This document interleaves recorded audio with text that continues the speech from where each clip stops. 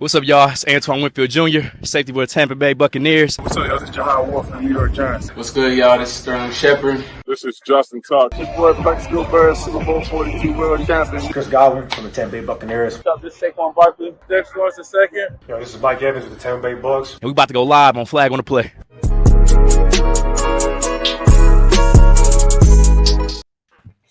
Yo, what's good, everybody?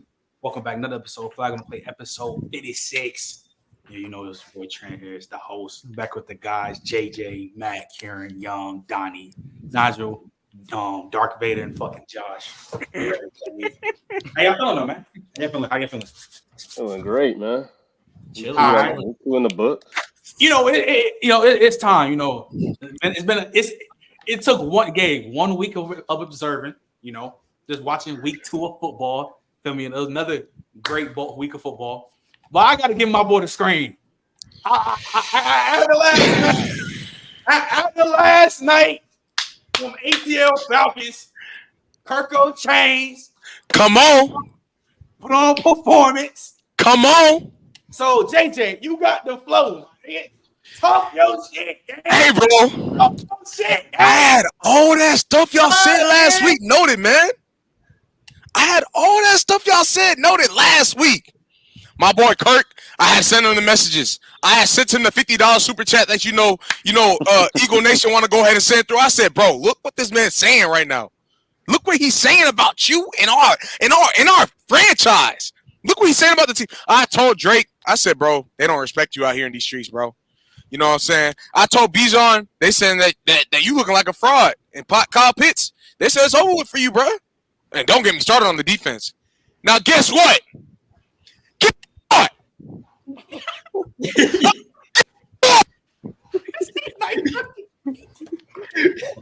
We go ahead, came through. Y'all be caping for them Eagles. Yo Eagles. That's y'all Eagles, not mine. That's y'all, man. The ones that y'all be with. Eagles. The ones that you be y'all be with the Eagles. I stay with the real team. Them the Doves. This where the real birds at, man. Look, we gonna rise up per usual. Rise up. Like I said, go ahead and show them what it is for the A. You feel me? Go ahead and put them on a show. Now we gonna go see them Chiefs, and we gonna stop too. Like I told y'all. I told y'all what it was. I told y'all what we was about. We came through on week 2. Now I know I'm on my victory lap because it's week 2, but just know it is week 2, y'all. So the whole season could change after this. But I'm gonna take my win. I'm gonna take my win. So y'all gonna know that.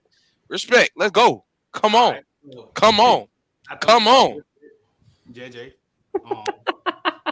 Just to ask you, because of course I gotta ask you and everybody else. I'm starting with you though first, JJ. Was this Kirk Cousins comeback against the Eagles signs of what y'all could be in the future? Hey, look, bro. Kirk looked the most comfortable he did in that last 2 minutes. And not even last 2 minutes, the last minute and 39. He finally locked in and said, bro, I can't do this no more. He said, I'm going to have to put trust in my body. I'm going to have to put trust in my arm. I'm going to have to put trust in my guys. And y'all saw what he did? Y'all saw my nigga Darnell? Y'all saw Darnell. Darnell Mooney, the same guy that y'all casted away from the Bears. Y'all saw Darnell? Yeah. Kirk put trust in him. Drake, you know what I'm saying, with the uts. Told y'all top 20 receiver in the league.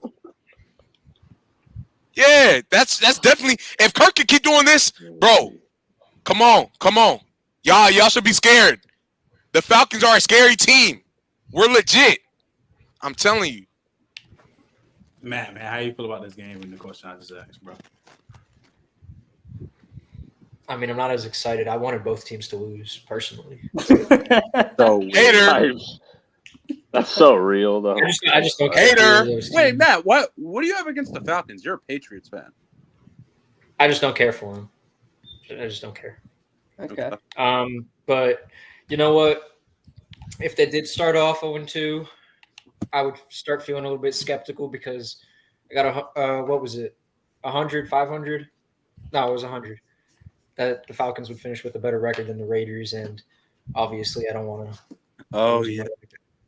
Yeah, I can't afford that right now. Even if it's just for 1 week, I wouldn't feel comfortable with that. But you know what? We're chilling. About the game, Bijan, we're going to be calling that guy the best running back in the league in very short time. We've been doing that game. There's a select few of you have. Him and 26181B. Yeah. Kirk Cousins, he looked very comfortable. I really liked seeing that. I think that was even though like before the game there was reports that was saying that Kirk Cousins told Troy Aikman that he still wasn't fully recovered. He looked very comfortable for a guy who's not fully recovered.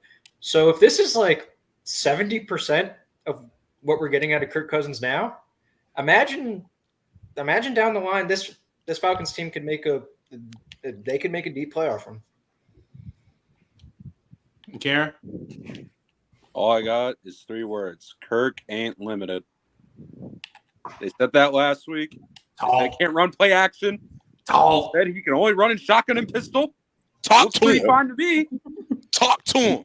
I'm just saying, like, Kirk looked fine. People overreact to one game all the time. He looked pretty good. Some people said he played bad, like weird. He looked pretty good the entire game. Trent, don't get me started on the people that say he played bad in that first half. We watched all 22 this Yeah, morning. They say you see a ghost, JJ. Remember, you know who they are.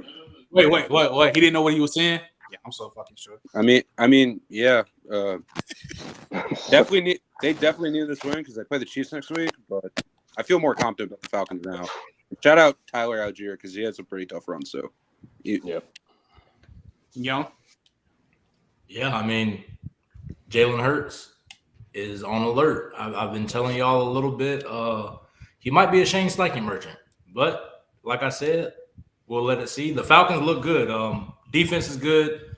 Still wish they had a pass rusher, but they could get really far with this defense right now. So Kirk Cousins looks like if he's like Matty said, if he's 70%, 75%, this is a good Kirk Cousins. So he's just going to keep getting better. As long as he doesn't get hurt, he's going to keep getting better, feeling better. And hopefully they can open up the offense more. But Bijan was RB1. I tried to tell y'all this. He was a top 10 RB last year before he played. We watched it. Everybody sees he's the best running back in football. So that's just who he is. Man. Hey, but Saquon, if you say 1B, I'm not mad at it because you see what he can do with competency. Yeah, I'm not gonna lie. Yeah. They both was playing amazing. That was both. But Yeah, wait, y'all think Hurts played bad yesterday? no, I wouldn't say bad. I don't think I don't see. I just feel bad. Why are you on alert though? I just don't think he'll ever get to that MVP top people that were putting him in those combos after that Super Bowl. I don't think he's ever getting back to those combos. I just feel bad for him because he shouldn't have been in that situation for the game losing pick. But yeah. And I have more expectations for him, in my opinion. I mean, the O-line's great. Like I said, the weapons are there. He should be putting up great numbers. He should be able to produce at a high level. I see a good quarterback. I don't see this MVP level guy. So, Gabe, what? I don't think Young's he was bad. Hey, do we be watching the same games? What did Jalen I was Hurts do? hurt. He was playing bad. Like he didn't play bad. The pick he threw was bad, but literally throughout the whole game, he was perfectly fine. Like he played a good game. I just when you see how much money he's getting paid, it's like I need a little bit more. I'm gonna be real. Hurts was killing the run game too. He was killing us in the run way game. Yeah. In the past game, he played exactly how they want him to. He didn't play above it, but ain't no reason to play above it if it's working. You know what I'm saying? Like it's not like you got to uplift even more. He played a good game to me. Hurts looked faster than he's had since 2022. He had a couple runs that I was like, oh, He was hurt last year, I think. Last year he hurt his knee, so that definitely hindered him. But Yeah. Donnie, what was your thoughts on the game? I really don't have much to say about Atlanta. Nation need to show up, man. I just think Atlanta kind of went out there and took care of business. I think my main takeaway with all this is, dude, Philly's defense looks to me so similar to last year in the front seven. Like those linebackers are so bad, dude. They're so bad. Nakobe Dean is horrible. Zach Bond, great week one. I thought this previous game yesterday in coverage, he was burnt toast. And unfortunately, Devin White is not going to save that because Devin White is not very good in coverage either. I still think they have the worst linebacking core in the league. And as badly as I wanted that to change for that defense, I was hoping Zach Bond could take a jump after week 1.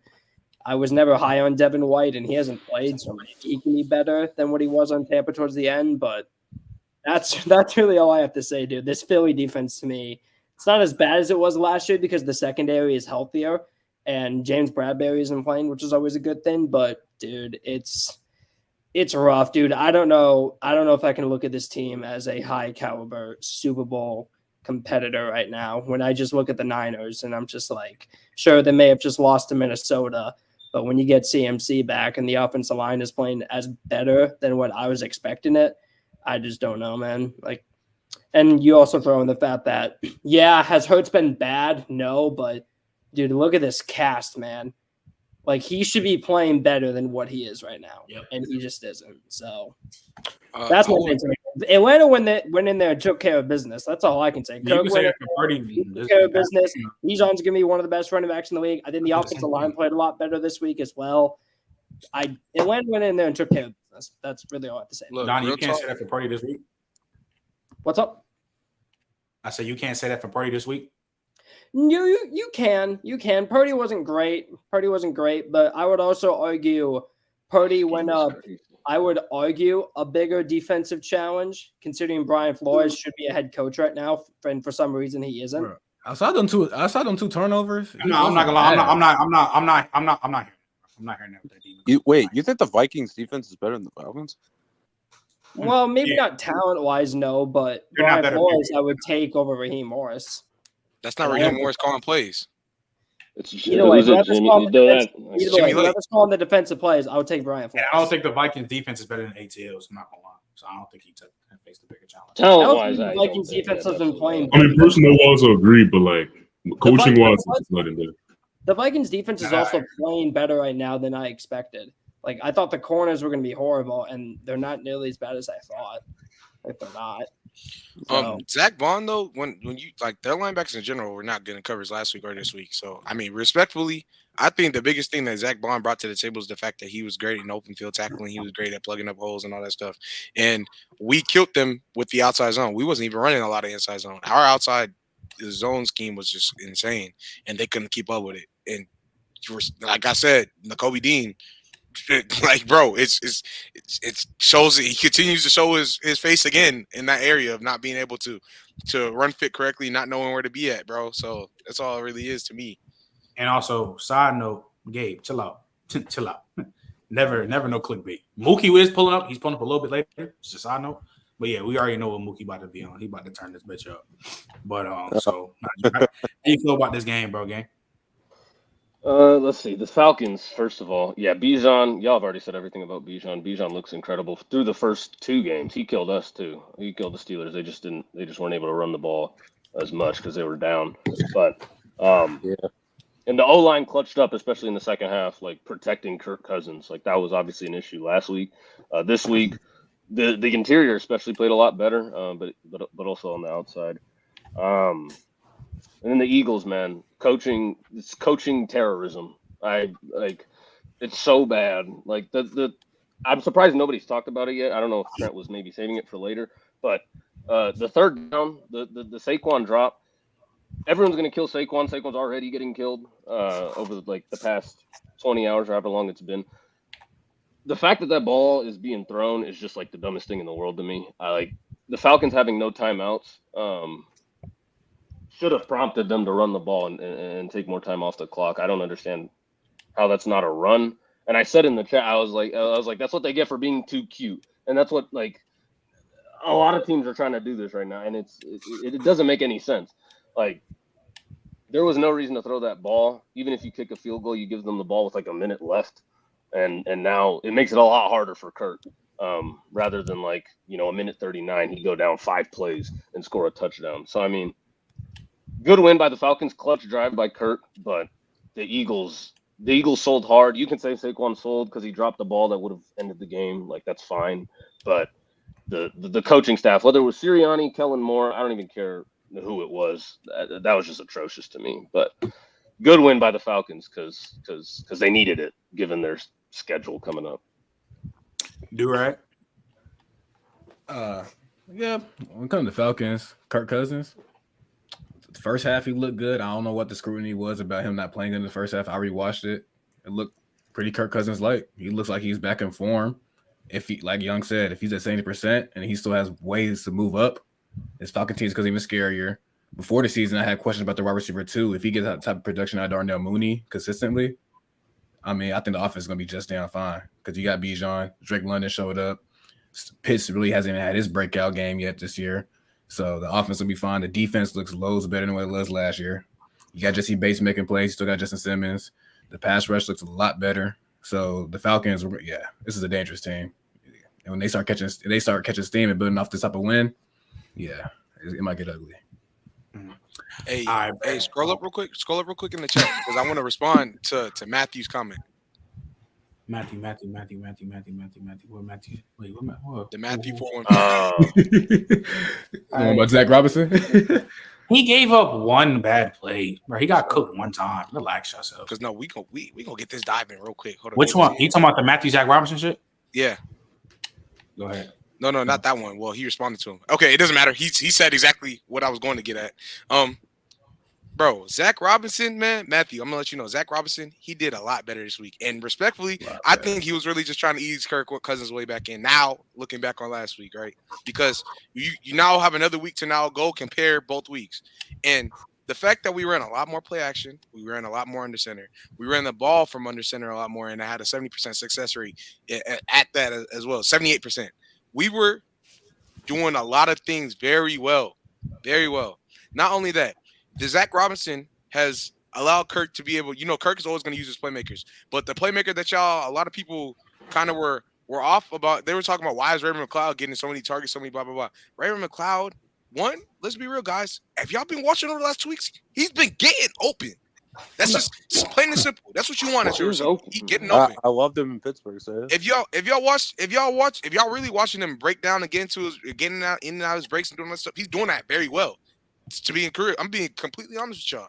Not only that, Darnell Mooney and Drake London now each got more involved this week because of the fact that Kirk Cousins had more time to get the ball off. When you're going against a guy like Alex Highsmith, TJ Watt, that's what's going to happen, bro. You're going to have to deal with a whole lot of pressure in your face. Kalen McGarry's going to get shown that he's one of the worst pass protectors in the league, which you already know, right? But regardless of that, he's still going. It's still TJ. It's still a Steelers defense. It's still a Mike Tomlin-led defense that we have to respect. When we're going against the Eagles still had a solid defense, but they wasn't ready.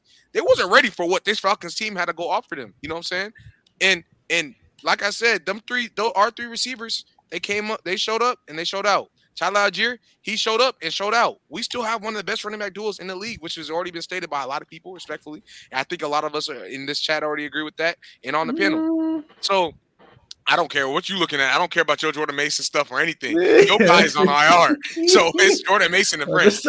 So like I said, look, respectfully, bro, this team, this play calling by Zach Robinson, the play action calling, bro, the route combos, the concepts in general just looked a lot better from us. We looked like we had a much better idea of how we wanted to attack these guys on the run, with our running backs, how we wanted to pass the football, how Kirk Cousins could get more time to pass the football, and so he could feel more comfortable throwing it. He just needed more time under his belt. Now we're going to wait till next week and see how he looks again against this Chiefs team. But realistically, as of right now, what I'm seeing right now, Kirk Cousins is looking – he looked very smooth, especially late in that game. Bro, like I told you, that 2-minute drill, you said Darnell was on some crazy stuff. Let's be real. He had one mess up, and that one mess up was him getting hit and then stopping on the route instead of continuing to run. After that, 2-minute drill, he looked like he was one of the most reliable guys on the field. Right or wrong? I think we can all agree with that on the panel, right, guys? Yeah. Yeah. So, hey, man, Falcons, you know what I'm saying, is here. You know, Young's hat looks like it's a Falcons hat, but that's why we're gonna use it. We're gonna use Young's hat as a Falcons example, man. Yeah, we here, bro. Come on. Come on. Hey, Eagle Nation, you better show up, nigga. Josh, what was your reaction to the game, bro? You on mute, gang. What was your reaction to the game, though? Looks like Josh being a bot. Josh ain't on, bro. Oh, it's still loud. All right, for sure. All right, moving on. Just because I gotta, you know, JJ was able to talk his shit, but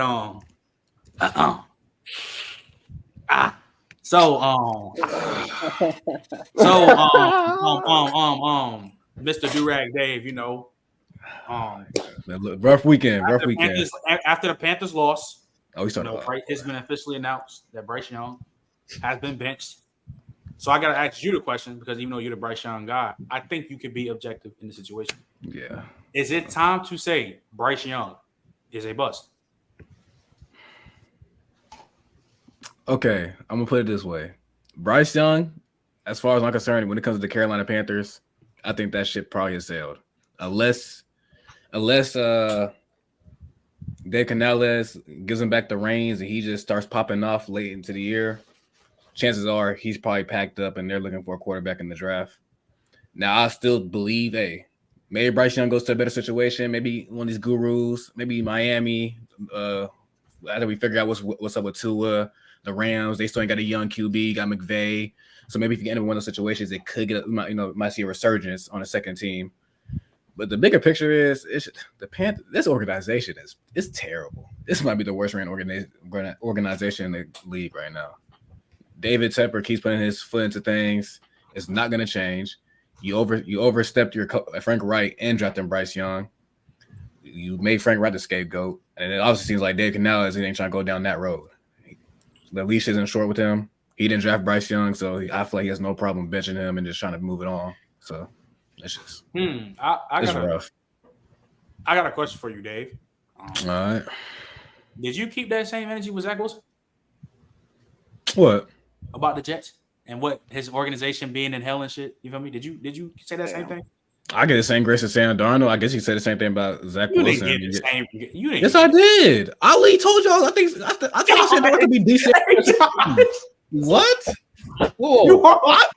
Bro, I always gave Sam Darnold grace because he stepped into the league with Adam Gase as his head coach. I gave him grace for that. And I told y'all this year that I was higher on Minnesota than most people on this panel. Here's another question. Sam Darnold could be decent. Here's another. Did you give Justin Fields that same grace? Justin Fields? Depending on where he went. When he went to Pittsburgh, I was like, I had the question. Did you give him that same grace? Well, same grace to him going to a different team and maybe be able to have a resurgence. Bryce Young, talking about the bigger issue is the organization and shit. Did you do that to Justin Fields? No, I ain't gonna lie. No, I ain't gonna lie. Because of what? Because of what? Carolina shit is work. Like the way it's getting ran right now, it is horrendous. Like, bro, bro. They both suck. Gang. This is no, it's not. I don't think it's asshole. I don't think it's comparable. I don't think it's comparable. Balling, but you not see where I'm going with, Dave? Like, what? At some point, you got to put some shit on Bryce. No, I told y'all Bryce has been bad. Yeah, like it's bad. There's a reason he got benched, and I can't not justify why he got benched. Like it's understandable why he got benched. It has been bad, but I still like, he could have a resurgence somewhere else. Like if he goes to a team with the McDaniels or McVay, one of these offensive gurus, but it's like it's not looking bright right now. It's not looking good. The future definitely looks bleak for him. It is what it is at this point. So. We still here though. He'll get the reins back. We still here though. There's a different type of ad. Zach Wilson was trash. What is Bryce Young right now? Numbers wise, I'm not gonna. And his number, his numbers for y'all who love the numbers, and I hate Zach Wilson. Y'all compare his shit to fucking Jamarcus Russell and Zach Wilson. Hey, I'm gonna tell you. Hey, I see that graphic, Aguilar. It broke my heart. It was a win-loss record. Like he has like the third win-loss record of all time. The only people worse than him is Jamarcus Russell and Chris Winkie. If we're talking about the numbers, I mean, Bryce is the lowest graded quarterback on PFF by a full 10 points. Yo, look at PFF spreads, man. Listen, whether you like PFF or not, he hasn't been good this year. I think it's been bad. It's been bad. I think there's some context to be around Quan about like you can be in a situation and still be terrible. Yeah, for sure. Sam Darnold was even though the situation is bad, Bryce Young is still terrible. Like, it's bad. It's still bad. bad. But I mean, I said that's what I said earlier, not on here, but in the Discord. I don't think he's going to be a guy that can elevate mediocre talent. I think if you put good talent around him, I think that's where you can see him play his best football. Like a Drew not saying he's Drew Brees, but that type of kind of guy. Like he's going to be a guy that elite level point guard, elite level facilitator.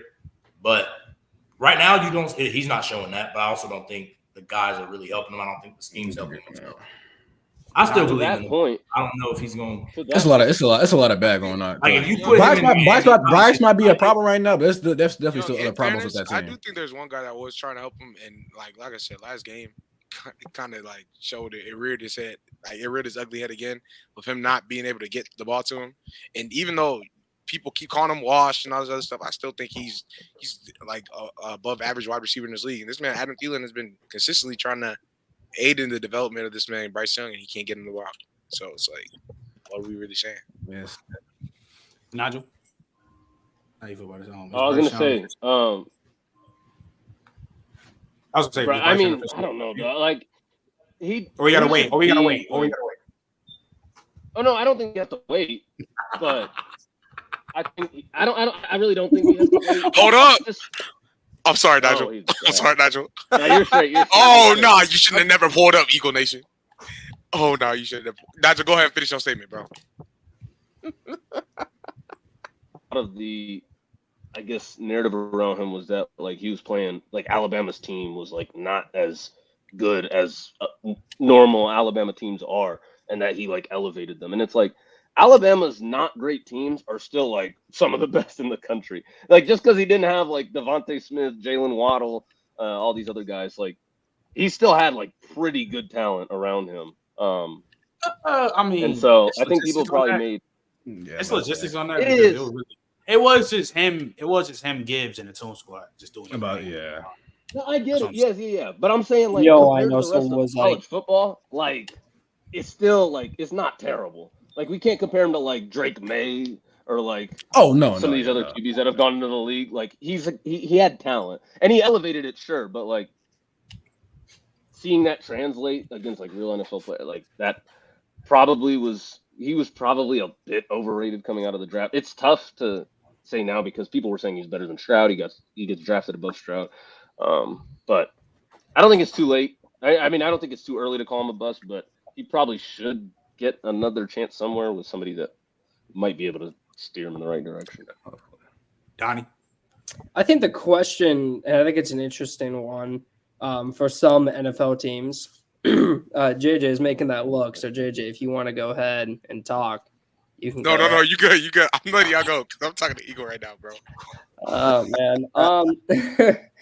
I think the interesting question is because I do think Bryce is going to get another shot somewhere, but the question is which team does it in a year where the next year's quarterback class right now looks iffy. Like obviously we've had some toolsy guys play very well early. You know, Cam Ward looks like the Heisman front runner. Quinn Ewers has been looking a lot better, and obviously you already have Jader and Beck. But the question is like, is anyone going to sit back and think I'd rather take a shot on Bryce Young, the former number 1 overall pick, a guy who I think we'd all agree, even as a prospect, was better than all of these guys in this current draft. I think it's interesting on which team is going to do that because we saw it happen a couple years ago. We saw it with Carolina when they traded for Sam Darnold, and it didn't work out, but teams are going to continue to keep trying it because maybe it can work out, and you don't have to spend a first-round pick on it, which is massive. So I think it's an interesting conversation, but it's going to be interesting to see which team does it, especially when a lot of teams right now need a quarterback. Carolina's going to need a quarterback, the Giants, the Raiders. I mean, I was going to say the Saints, but with how Derek Carr's been playing, obviously maybe not. That might not happen, but it's an interesting conversation, and I'm excited to see what happens. I'm praying for the Dolphins. As of right now, he's a bust on the Panthers. He's a bust on the Panthers, but it is going to be interesting to see what happens. I'm not going to say if he gets another shot. I'm going to say when he gets another shot. I do think it's another shot. It is where, and hopefully it's not. I think if Drew Lock got another shot with Seattle, I would fully expect Bryce Young to get another shot. Yeah, I mean, he didn't really. Yeah, I mean, again, like I said earlier, I think he has the talent. I don't think he was in the most ideal situation. And when you think about it, Carolina doesn't really develop quarterbacks, just in general. I mean, they had Baker in the building. They had Sam Darnold in the building. Cam Newton was probably the best one, and we talk about how he really was the only guy elevating out there. Like he was a all-time kind of quarterback at the time.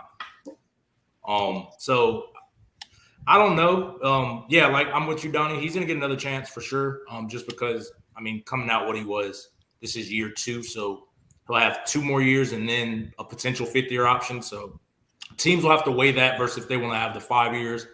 I think there's spots. Like I'd love to see him go to not San Fran. Actually, I would love that. I'd love to see him go sit behind Matt Stafford. I don't know what's going on with Tua. I think I'd love to see him go there.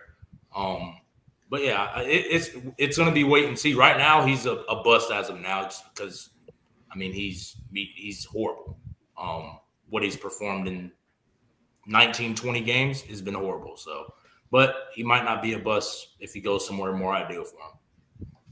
Karen? Yeah, when you're getting compared to Jamarcus Russell, it's like a bad look right now. And especially since you got Ben for Andy Dalton, who hasn't been relevant in like almost a decade at this point.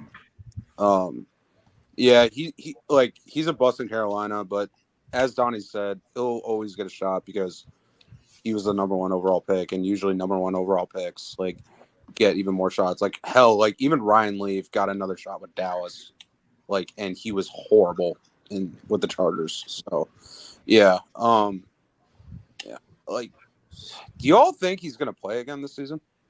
Yeah. I think so. Yeah. I don't think it's a long term. Yeah, I think so. I don't think Andy Dalton starting is it's permanent. A lot of this game. Andy Dalton is bad. They're just going to put Bryce Young back in. I'm gonna say a lot of it depends on this next game. How much the offense changes with Andy Dalton. Don't worry, Ben Johnson will fix Bryce Young. Oh boy. No, we good. We good. Ben Johnson. Mike McDaniel though, come on. I'll be a Dolphins fan again to do that. With Young, what fan? That's insane. Well, you just heard it right there from Andy Dalton himself that he's not going to be the permanent starter. So, that's true. All right, no, but for real, we've seen quarterbacks in bad situations before, and even when a quarterback isn't playing well, like there's always like something. Like I even saw this with Sam Darnold on the Jets, like 4 or 5 years ago. Like you're at least seeing something out of Sam Darnold. You're showing like I think Sam Darnold was showing that he could at least throw the deep ball somewhat accurately at the very least. When it comes to Bryce Young, I'm not seeing any improvement. I'm not seeing any type of competency for him to even just manage this game. It's like I can't act like yes, this team sucks, and I'm not going to put that past me. But this team did improve. I can't lie. They got better offensive linemen. They bring in Deontay Johnson, good, not great. And this guy just hasn't done anything to really make me think anything else than he's not good at football. Just that simple. Now it's JJ's time. I'm going to say real quick before I let JJ go, we got 95 people in the chat. Make sure y'all like, sub if you're new here. Tap on us. Appreciate y'all that's coming out. Man, we almost got 100 in here. Appreciate y'all. But JJ, go ahead, bro. Is Bryce Young a bust? Or do we got to wait a little bit? My nigga, this nigga still dancing. This nigga still You are crazy, right? Bro, let's just get to the facts, bro. Bryce Young, I love your game coming out, but as of right now, you don't look good. I will say at this very moment, especially with the fact that they benched you and it doesn't make it any better, that you are a bust, right? That's the definition. We drafted you for you to be a hit, and you weren't a hit as of right now.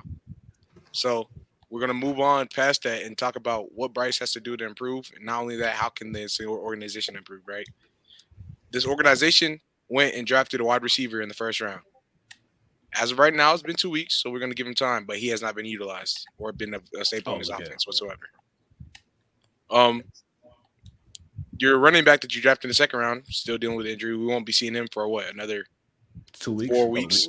No, he'll be back after week 4. He should be back after week 4. I thought they was going to say he's coming back week 6, but who knows? Was it week 6? Who knows? I don't know. If it's week 4, that's fine. Earliest is week 4. Y'all went and paid for a right guard to go help protect. Y'all went to go get a right guard to go and protect Bryce Young. Didn't happen. You know what I'm saying? Robert Hunt's been good, but for the most part, he's still not getting any protection. Oh, Bryce Young, your off-script ability, the thing that they love to praise you for the most for, you know what I'm saying? Great pocket presence, just being able to get out the pocket and just try to create something outside of it because you know the situation that you're going to deal with isn't good. You haven't been able to show that, nor have you been able to flash that at all. Being able to process the field in general, you haven't shown that to the highest degree that you were able to. And so in totality, that I just think this whole organization, this Panthers organization, and Bryce Young has not been good. I think that they scapegoated Frank Reich in the first place, which was they had no reason to. And now you have Dave Canales, who's, you know, I like him a lot, but he's not showing. You're not finding the fruits in what Dave Canales can do. You know what I'm saying? So far, and it's only been 2 weeks, but as of right now, that's what it is. So I can't give the Panthers any credit, nor can I give Bryce Young any credit at all. Bryce Young, you can show that you're bad, like you play bad, but you can show some type of trace or something that you can do. You can uplift in this while playing in this bad situation. It just happened. So it is what it is. All right, back cool. So hold on, real quick. Hold on. I want to say this real quick because Yana in chat said it, and I just wanted to verify if it was true. So I checked on PFF. Dude, it's true. Bryce was only pressured on 4 of his 29 dropbacks. Yeah, and he was it was a very low rate. Still that. Like, oh my God, dude. Yes. That's insane. That's ridiculous. Like that's beyond insane. Like a lot of bad quarterbacks have reasons why they're bad. You know, outside of them being bad, like they can say, "Oh, the wide receivers aren't great." The offensive, like, dude, his offensive line held up, like clearly. I mean, he has decent weapons. I'm not gonna sit here and give him the weapons. They attacked interior offensive line so heavily in free more than anybody. They brought in Robert Hunt. They brought in Damian Lewis. Like they just threw money at that problem and they solved it and just didn't help, I guess, with Bryce. All right, so real quick, 1 second. Eagle Nation. I'm gonna go ahead and give you a quick little rant, man. I'm sorry, man. You got to do this. You got to do this, right? You got to bring it out again. You got to bring it out again. I'm sorry, bro. I'm sorry, Trent. I just had to do this. Eagle. Yo, what is your issue, bro? You are noted. I had you on my notepad. I had you prepared. I was prepared for you, bro. Prepared. You know what I'm saying? Yeah. Hold this. Hold this right here. Hold that. Hold it. Look at JJ is fucking goofy, bro. Crying, bro. Hold it. Anyways. Yo. Hey, he got it. JJ got it. Anyways. Yeah. Moving on. You know, some rookies had a day this past Sunday. Malik went crazy for us. Marv went crazy. I'm going to start off with you, Matt, because I heard you got some agendas you want to push for Marv. So go ahead, talk your shit, bro. Yeah. Nothing is stopping Marvin Harrison Jr. from being a top 5 receiver in the next 8 weeks. Let's be honest. The only thing, I know. Listen. I don't want anyone to look at me. Nobody here look at me. Don't look at me. Right? But we've seen this guy play on an NFL field now, right? We've seen what this guy can do after the catch. We've seen what he could be as a route runner. And if he's only going to get better from here, and we see the big leap that he had from week 1 to week 2, not saying that it's going to happen every week, but we're going to have some conversations that we really, we don't really want to have them. I don't think we want to have them. I think we're going to need to start putting him in combos with guys like Diggs, guys like AJ Brown, guys like Whoa. Very short time. I'm telling you, we're gonna have these talks way sooner than y'all think. Does he not get a Rams back? I have one question. Why did y'all get mad at Young when he said he was top 10? When Caleb Williams was top 10? Why did I get mad at him? Yeah. Why'd y'all get mad at Young when he said it? Because he hasn't played yet. That was it. I never said that Marvin Harrison or Caleb couldn't be top 10. Okay. What I said was I'm not putting him. Okay. No. I know where you're going. This is where I side with Young. It takes y'all are waiting on what? It takes you one game to say this. But when Young say off of 0 games is a problem, it's one game. No. no, Listen. it has to I'm be not saying that Marvin Harrison's in the same combo with these guys. I'm saying that we're gonna have to really start having these combos seriously in like 5 to 8 weeks. I'm still one game. You're saying this one off game. of One game because I knew that Marvin Harrison was gonna be this good. Okay, but it's just we didn't see it at the NFL. The way you played in week 1? Like what? That's my whole Matty. This is my whole point. If you knew this, we all know this. Why are you waiting because of one game? To me, that's stupid to say, "Oh, I just need to see it." Now we saw it more, right? You said one game. It's one game. One game. That's and it. I know one game that's proving everything that we already knew about him. So why is this a problem? I mean, using that logic, I can use the week 1 sample size and say he's a bum. So, like, was he really a bum though, Josh? Week 1? I mean, he Was wasn't a it? bum. That wasn't. It wasn't I his don't think it fault.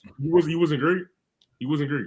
He didn't get looked at. I'll give him great week 1. But He like, wasn't getting targeted. There's I logistics. don't think it was a problem. Like He got Josh, targeted like twice, and he was seeing Josh, double. He was seeing. But Matty, what did he do different this game that he did week 1?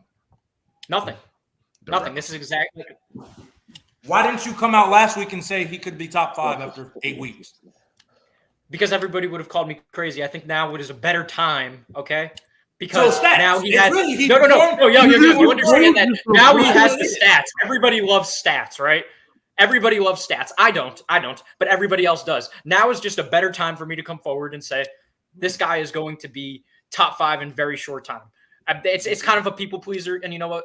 That's my bad. Maybe I should have said it last week so I didn't seem that way, but it is what it is. All right. Now we're seeing the production that we want. Now we're seeing the traits that we already knew that he had. And a lot of these line up if he's going to get better with some of the elite guys. We saw week 1. What? The only thing that's changed it is the production. That's the only thing that's changed. I know. I know. I'm agreeing with you. So, but this is the problem with the Discord, in my opinion. Just in general, it's not just you, it's most people. Why do you need to see 1 week of production when you know what the player is going to be?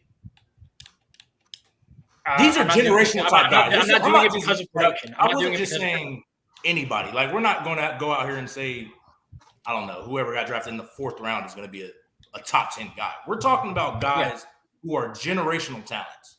There's nothing wrong with saying that, in my opinion. Like no one was coming out. Do you feel the same way with Malik?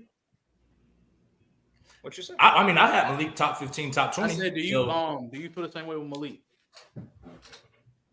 You asking Matty? Mm-hmm. Why not? Why you say? I mean, Malik could be top 15, I would say, by the end of this season. Of course, I'm still not definitively ranking Marvin Harrison Jr. Like, if you were to tell me my top 10 receivers right now, he wouldn't be there. I'm just saying I'm projecting is what it is. By the end, Mark can be in college with AJ Brown, but Malik is going to be top 15. Maybe. Again, like maybe. It's not something that. Maybe I don't know. I don't know. Okay, but with Marvin Harrison Jr., I feel like I know what like he is, right? And I could comfortably say I think this guy is going to be at the very least in like the 8-9 range. Can you not comfortably say you know what Malik Neighbors brings to the table? Not as definitively as Marvin Harrison, no. Why not? Just because he's not Marvin Harrison. I don't think he's Marvin Harrison, but you don't have to be Marvin Harrison, but you know the identity of the receiver. Malik Neighbors is an explosive yak demon, crazy route runner who has phenomenal hands. Yeah, so he can be top 15. But again, just like that, it's like he can be top 15, but it also depends on how the other guys in the league perform. You never know. Like there could be a Terry McLaurin resurgence, right? There could be a ton of different guys who can jump him for that.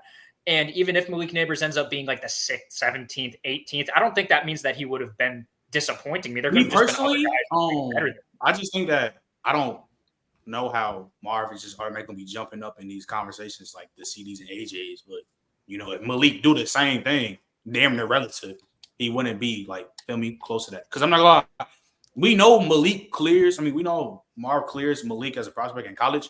That shit is out the window. We talking NFL now. Correct. Yeah. So that shit, we not talking about college. We talking about the NFL's hells. So I mean, do you think Marvin and Malik are close right now? Yes. That's all right. They're closer than what people want to say. Yeah. I mean, I mean, given what Matt's saying, bro, I can already push another nasty agenda. I'm not gonna lie. Joe Alt is going to be the best tackle in the league this season. So, yeah, I'm not gonna lie. He was wild. He's the rookie of the year, by the way. He's the yeah, for sure. He's Easily. the rookie of the By year. far. I don't think They're it's not close. going to give it to him because he's a Brock tackle, Bowers? but he's the rookie of the year. Now, yeah, Brock Bowers up there too. Brock Bowers been going stupid. Brock Bowers crazy games. Bowers been a top 3 tight What a end so far. surprise. If you're drafted in the top 10, you're a great player. Who would have thought?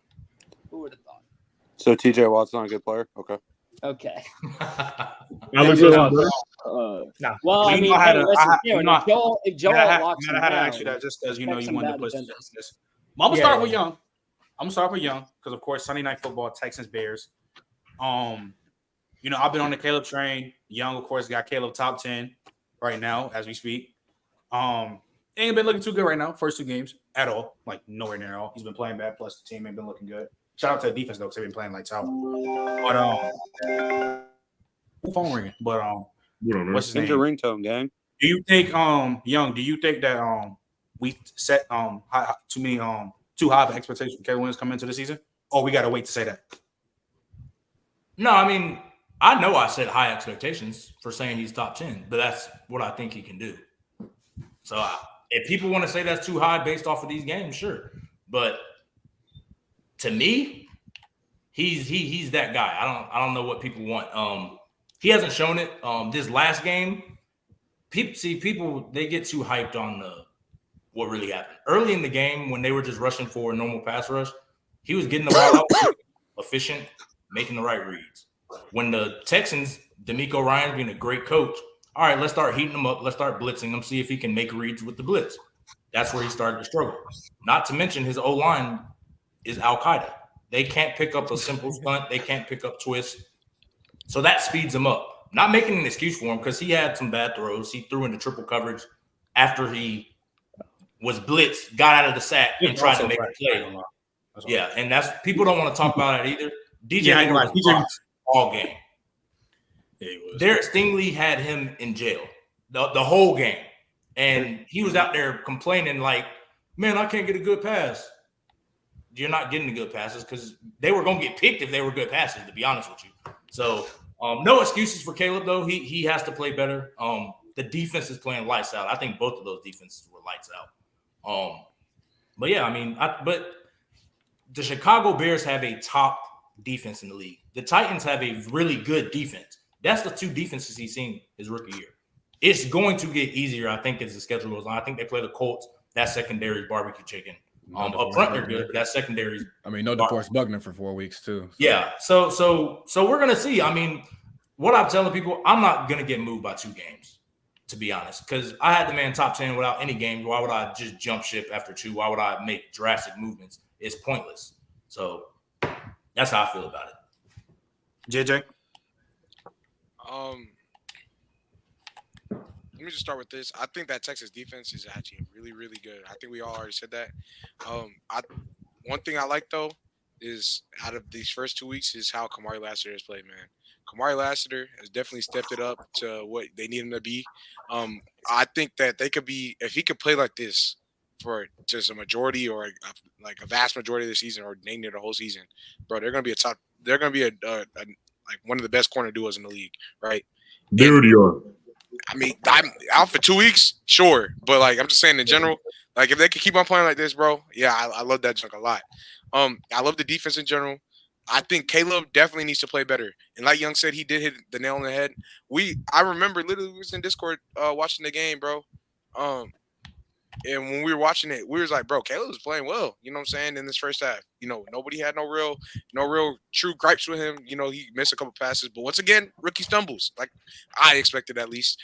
And so, you know, the second half, you're gonna go deal with a great coach. You're gonna deal with bad play calling even in the first half to the second half. And not only that, you're gonna also now show the stuff that the rookie tendencies that you shouldn't be showing. And so Caleb just didn't look that well in the second half. Not only that, he was making a lot of like Young said, bad reads. He wasn't making great plays as fully at the quarterback position. He was trying to.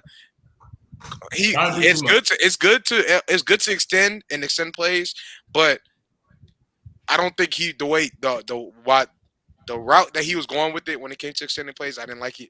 I didn't think he should have just, quickly threw the ball away, got rid of it so we can get it reset and go do something else. You know what I'm saying? Just stuff that a vet would know already. And so it's okay. He's learning, and so that's fine.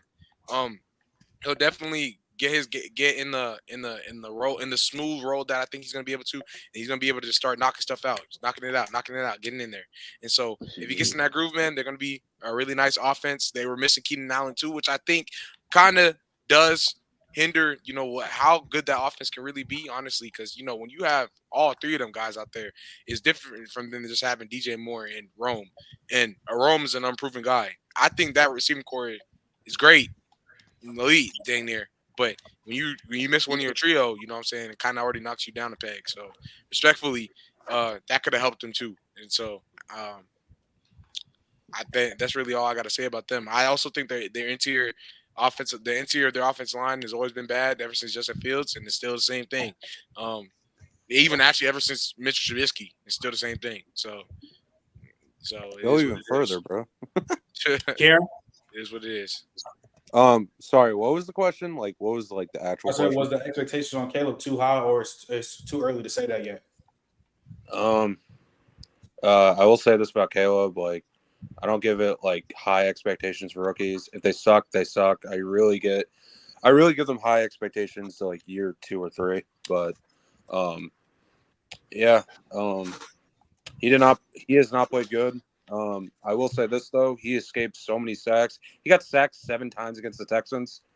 It really should have been 15 because he got pressured on 36 plays out of 48 pass plays. Yeah. Yeah. Is it true the O-line is bad? Yeah, but Caleb has also not played great either. But not everyone is CJ Stroud the rookie here. I've said that for the last 3 months. So I think the expectation was a little too high, personally. Matt? I'm not really overreacting to this out of Caleb. I actually am. This is kind of what I expected out of Caleb. I'm very high on Caleb Williams, obviously. He's able to make ridiculous throws, crossbody, ability to throw it deep. Was one of the most explosive quarterbacks in college football for that reason. I didn't think he was going to step into the NFL day one and kind of like Kieran said, be CJ Stroud. I didn't expect him to be a Justin Herbert. That was an unrealistic expectation to have that caliber of a season. He's having some growing pains, and yeah, that's really all that there is to it. That's kind of what I expected out of him. Donnie? Yeah, the Bears' offensive line really is that bad, especially in the interior. Darnell Wright hasn't taken the leap you would hope. Most of those second-year tacklers really haven't. Me and Josh were talking about it. I mean, Project Jones has been playing bad. Darnell Wright's been playing bad. Anton Harrison's been bad. But the only one who's actually been taking that second-year jump is Paris Johnson. But that entire Bears interior offensive line is just so bad. They were getting tossed around all day. It was bad, but at the same time, Caleb has got to play better. I wasn't as high on Caleb's floor as everyone else. Was he the number one quarterback? Yeah, pretty obviously, clearly he was. But I didn't think his floor as a prospect was he's going to come into the league and dominate right away. I was a bit cautious with it. I thought, coming out of the draft and, over the recent years, I thought guys like Andrew Luck and Trevor Lawrence had higher floors than him. And that doesn't mean I'm out on Caleb. Of course not. It's only been 2 games. Of course I'm not out on him. But it's going to be interesting seeing how he develops. That's really all I can say. I'm just really hoping they can fix that Bears offensive line because, good Lord, the interior is just so bad. It's horrible. And next year is going to be a pretty good interior free agency. So hopefully they can get that switched around because the Bears are going to have a good amount of cap space next year. So we'll see how that develops over time. Nigel?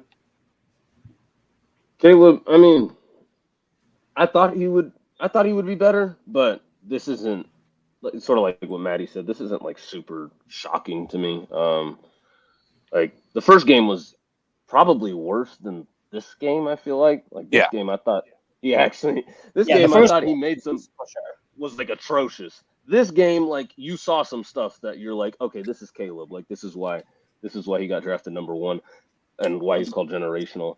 I'm sure everybody saw the play. I think it was the Lassiter pick where he broke that tackle, rolled right, and then threw the pick to Lassiter. I saw someone on Twitter. They were like, in the Pac-12, that's a touchdown. In the NFL, you're playing against people that are trying to feed their kids. So that's probably a pick.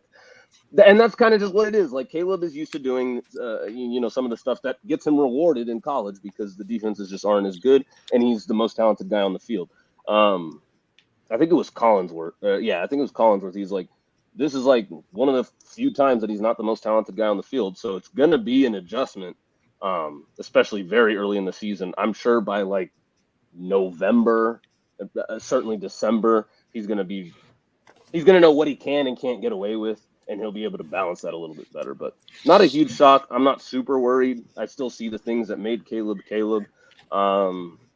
Obviously, the Caleb critics are going to run with this, but a lot of their criticism has nothing to do with football. So I'm not worried. You know who we threw that pick to in triple coverage? Kamara Lassiter. It was Lassiter, right? Yeah. That's a dude that literally just came out with him. He's so good. It's literally that's why it's like it's not even about grown men with kids. It just you can't make that. You just can't. Against pros is my point. Lassiter's a pro.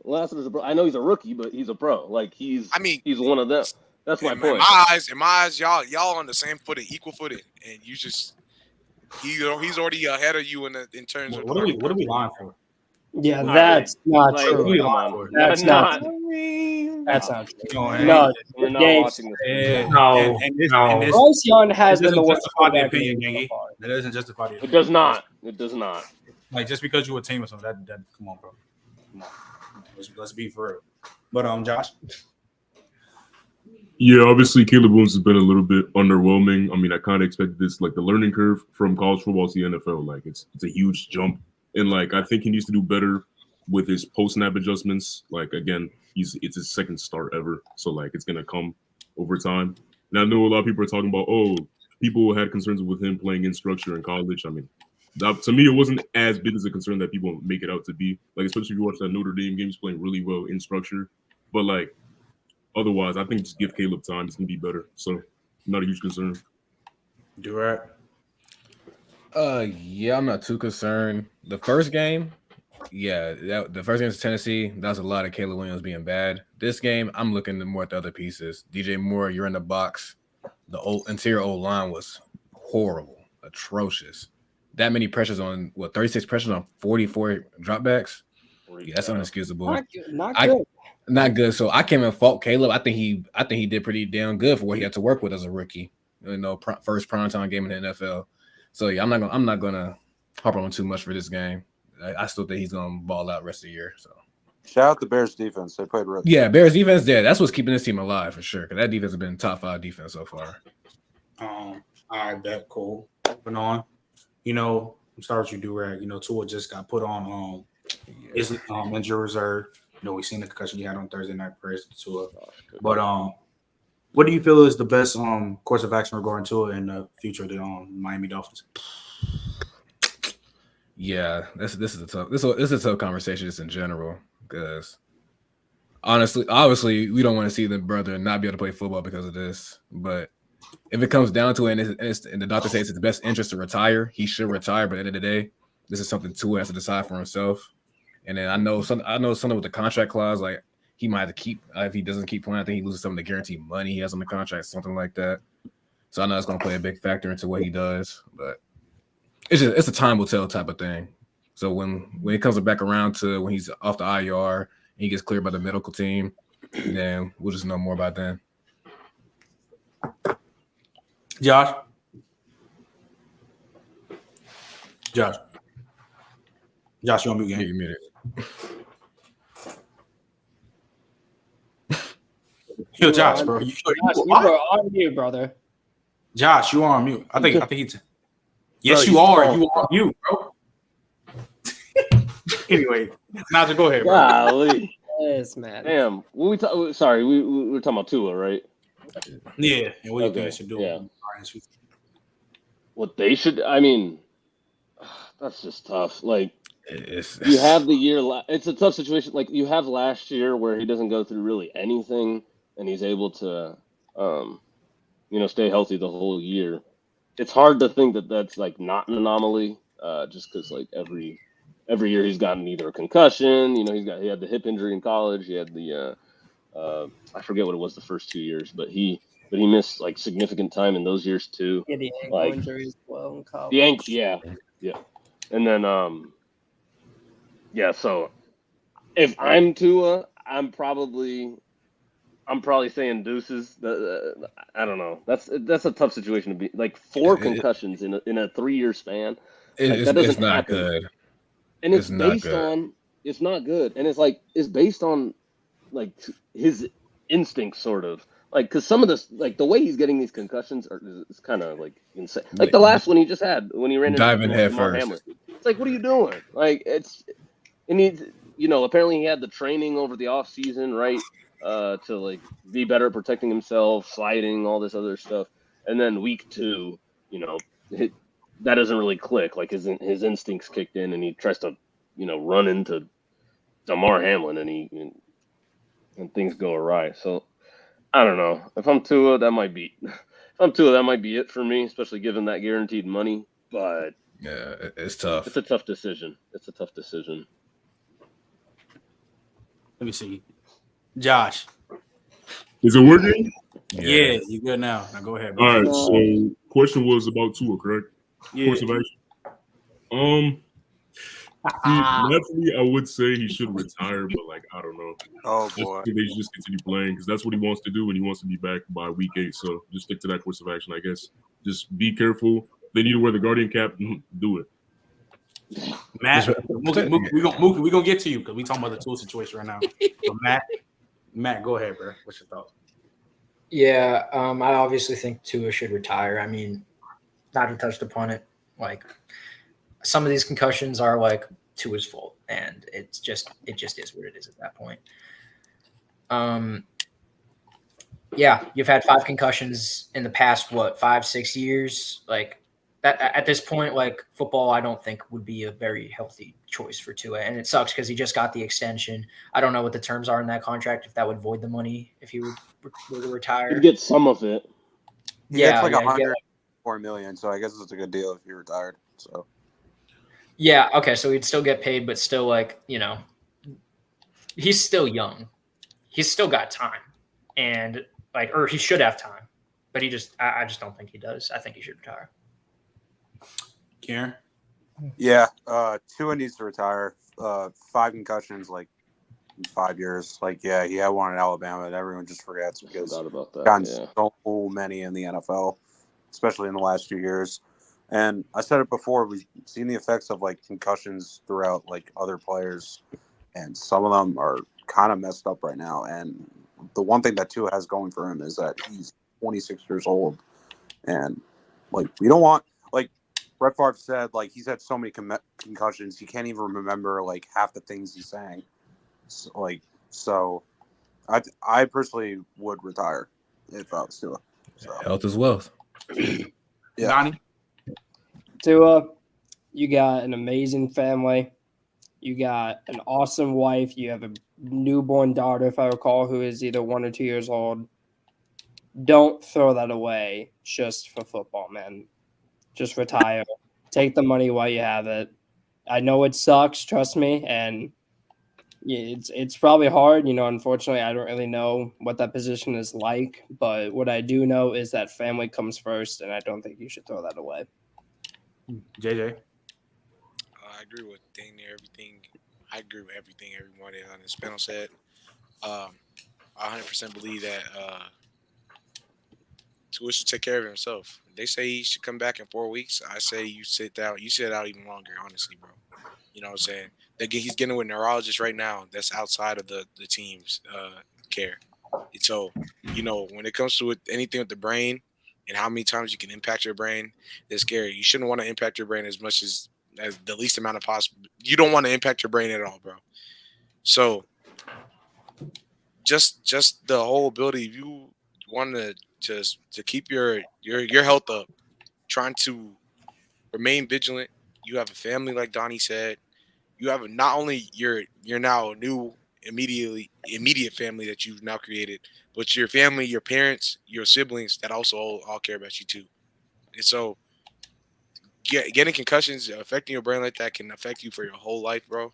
It could change the way that you see life. You know what I'm saying? You might not be able to, and God forbid that ever happens. So we should, honestly speaking, if it really boils down to your career or your life or your brain functioning properly, you choose your health. You choose your family. That's what you're doing this for. And so there's two of you now built up a career. So many people know you can build up a brand off of so many different things if it really boils down to it. You now have that the opportunity to be able to do this, bro. So, all come right. on to it. All right, Dude, Mookie, before we get to your Saints, man, what's your thoughts about this Tua situation, bro? Do you think Tua should retire, Mookie? Hey, y'all hear me? Yeah. This Tua situation is tough because it's like the Miami Dolphins just gave this man his money, you hear me? And just like, it's always been a question with this guy's health, right? The concussions, right? And plus, it just, I just think that the Miami Dolphins organization is just dumb, just giving this man his attention because at the end of the day, this has always been with Tua. It's always been the health surrounded by Tua. So look, he should retire because, the CTE is something that is very, very concerning, right? This is something that people have died about. You know what I'm saying? So Tua, like, it's not like you this, extraordinary player where it's just like, everybody wants to see you out there and play. It's just like, come on, bro. Just like the health, the brain, we have seen people have died and see people collapse. So yeah, Tua should go. I mean, he should retire, man. I mean, I don't want to play football anymore. You know what I'm saying? Just get out of here, man. Miami Dolphins need to move forward. Andrew Luck should be in his ear. I'm not gonna lie. All right, bet for sure. All right. Y'all know why Mookie here, man. Them Saints. I don't even know what he The said. Saints, the Saints put belt to ass on the Cowboys. So I'm gonna start off with you, Mook. You got the flow. You can talk your shit. You got the floor. Are Saints real deal contenders in this NFC, man? It's not even contenders. It's Super Bowl contenders. For the New Orleans Saints, right? And it's like all y'all people in here don't have no right to speak about the Saints because all y'all in here, all y'all sat there and said the Saints was going to be the worst team in the motherfucking league. That's what y'all sat there and told the people.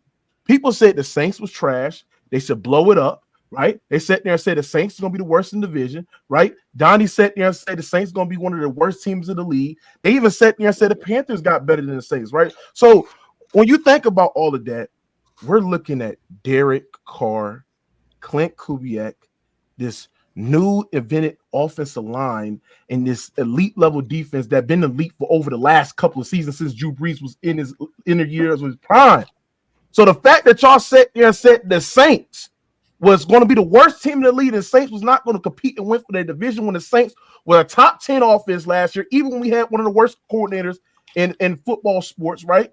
When we had a top 10 defense last year and we're 9-8, we had a winning record. The fact that y'all even come to the conclusion to think that the Saints was going to be the worst team in the league, the worst team in the division, you're sadly mistaken. And now we seeing just an offensive coordinator just make a difference between the passing attack with Derek Carr, using a lot of motions, putting Alvin Kamara in different things, use a lot of zone run schemes, stuff like that, right? And vamping the quick game. Derek Carr right now is the best quarterback in the NFL. We talking about right now, he's the best quarterback in the NFL. He's been playing outstanding football, bro. You can make an argument that he's peaking right now. His numbers is insane. Real talk. Y'all argue against this over 2 and at weeks. the end of the day, he's not lying. We're at the end of the day, Chad. This I'm not shocked. I knew we was gonna be better, but it's for all of y'all. Stay on that side. Stay on that side. Y'all sat there and said Derek Carr was the worst starting quarterback in the league.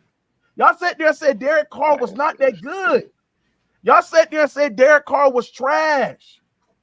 No, he ain't trash. If you dive deep in the water, you break it all the way down. He had a terrible offensive line, and he had Pete Carmichael, one of the tourist head coaches in the league. But despite all of that, he still led the Saints to a top 10 offense last year. Trent, I need my refund. Donnie, I need my refund. Maddie, John Talks, all y'all. I never said my refund because all y'all said John Talks. All y'all said it's mainly I never even spoke. It's really Donnie. It's mainly Yo, Mookie, can I tell you something? It's me. You know the Panthers started 2-0 in 2021? What that's supposed to mean? We're better than the Panthers. What that's supposed to mean? That You can say that, but it's better than the Panthers. Super Bowl contenders. What that's like I said there, when you look at the Saints, Alave, Rashid Shaheed, our offense is predicated off the run. When we run the football, that sets up for the play action. And when you look at Derek Carr has always been top of the league and the most efficient play action quarterbacks in the league. But then the red zone offense is getting much better. The defense is getting dominant, right? Man, bro. The Saints at the end of the day, bro, they're Super Bowl contenders. They're legit. This is real. And it's sad that it took us for to dominate the Cowboys for y'all to realize. Because when we beat the Panthers, y'all said, oh, this is the Panthers. They're going to revert to the same old stuff. But what we did to the Dallas Cowboys, we shut them boys down. Get out of here, man. What's wrong with y'all, Nick? Man, bro, I'm telling y'all, bro, we bleed that black and gold. And this is what happens, bro. When the Saints come in and dominate, this is what happens. All right, so JJ. Respectfully, look, hey, the one comment he said about Derek Carr over the last 2 weeks has been playing better than any quarterback in the league. Let's just get to the facts. I don't care what this guy would like to have a word. This guy, Kyler Murray, don't have a word. Kyler would like to have a word with that. No, Kyler has not been better than Derek Carr. I'm gonna be real. Kyler been balling, but he ain't been better than Derek Carr. Well, Mookie, I hate to be honest with you, but Derek Carr have last to do week. Kyler last week compared to what Carr did over the last 2 weeks. I'm just being real. Kyler Murray cooked one of the worst defense in the league in the Rams. The Rams defense is horrific. They're not good whatsoever. So if you want to sit there and pop up Kyler Murray cooking the Rams, well, Derek Carr did that against the Cowboys, who's always been a top 10 defense. And y'all sat there and told me when they got Zimmerman that this Dallas Cowboy defense is going to be a historical defense. And what happened? Huh? What Who happened? said that? I don't know. Hold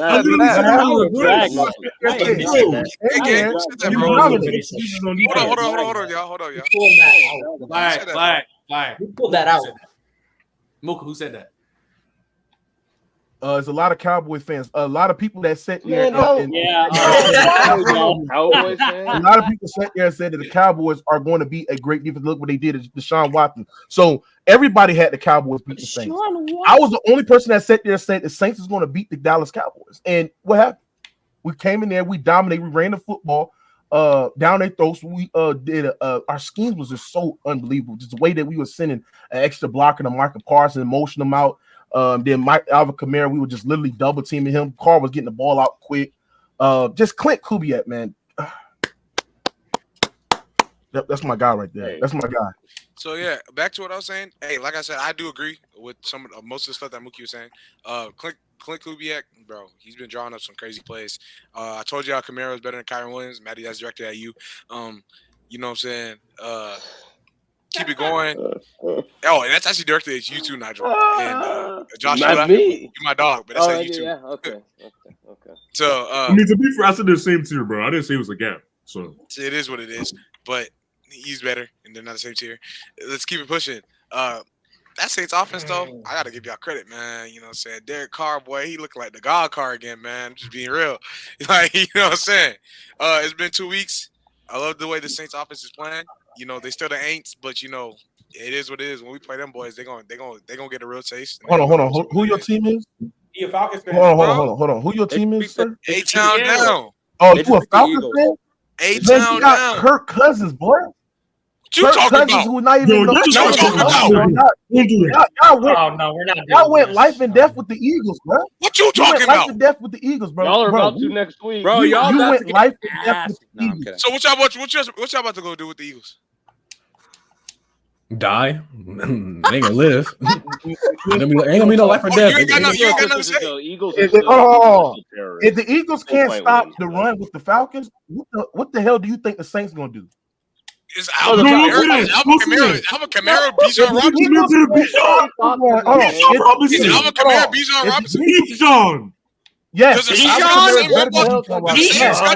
Saints got the same run blocking as the Falcons? Yes, the Saints' run blocking has been better than the Falcons this season. Oh my God! It's been better. It's been better. Not only their run blocking has been better, but Alvin Kamara is better than Bijan Watts. Blow that whistle. Plus on top of that, we got a much better. Hold on, we got a much better play caller as well. So if you think the Eagles is going to stop our running game when they can barely stop y'all at all, yeah, you totally mistaken. Hold on, Mookie. You're telling me right now that Alvin Kamara is better than Bijan Robinson? Yes. Bro, y'all got what he brings in the past game is a major. No. Why are we tolerating that? Wait, hold on. What did he say? No. What did he say? Let him speak. Hold on. What Alvin Kamara brings to the passing game is way a bigger gap than what Bijan Robinson brings between the tackles. I think they're on the same level. You sure about that, buddy? But the thing is, the reason why it looked good for Bijan because Alvin Kamara had one of the worst offensive lines in the league last year. So he had one of the worst coordinators in the league last year. Mookie, you are lying. How? The gap is way bigger when it comes to running the football than it is receiving. Because no, it's not. The best receiver backs in the league. Them niggas are equal receivers. I don't know what we're talking about. Hold on, Bijan. Do you think? Wait. Do you think Kamara is like not a better receiving threat out the backfield than Alvin Kamara? It's the same tier, gang. No, they're not. They're not And he clears as a runner. They're not on the same tier. Alvin Kamara got better hands. He's a better route run out the backfield, bro, and he's better in open space. So, and on top of that, if you look at their running between the sides, you gotta measure that off when they had offensive lines. We are seeing Alvin Kamara dominate both the passing and the running with a comparable offensive line. Bijan Robinson not having nowhere near the effect as Alvin Kamara. Wait a minute. Do you think Kamara's still a peak? Like he's still at his peak as a receiver? Compared to yeah, I still think that I still think he's great. I still think he's the best of there with McCaffrey. I think McCaffrey's a little bit more better. I would say McCaffrey is better, but I think Alvin Kamara is clearly the second. McCaffrey's better, but Bijan is not even close. But wait, Bijan is not better than Alvin Kamara. It's Christian McCaffrey and Alvin Kamara. They on like the same tier. Then it's another gap, and then it's everybody else. No. Mookie, hold on. What you trying to say? Hold on. Alvin Kamara, Brees Hall, Bijan Robinson, they all in the same tier as receiving backs. No, they're not. Why? Because Jameer Gibbs so much in the route. Jameer Gibbs. Like, what are we talking about? Like, y'all I'm not gonna lie. Y'all be dragging how these running backs be getting their receiving game. What they all get damn near the same way. Like they're Alvin Kamara, you can line out. You can line Alvin Kamara.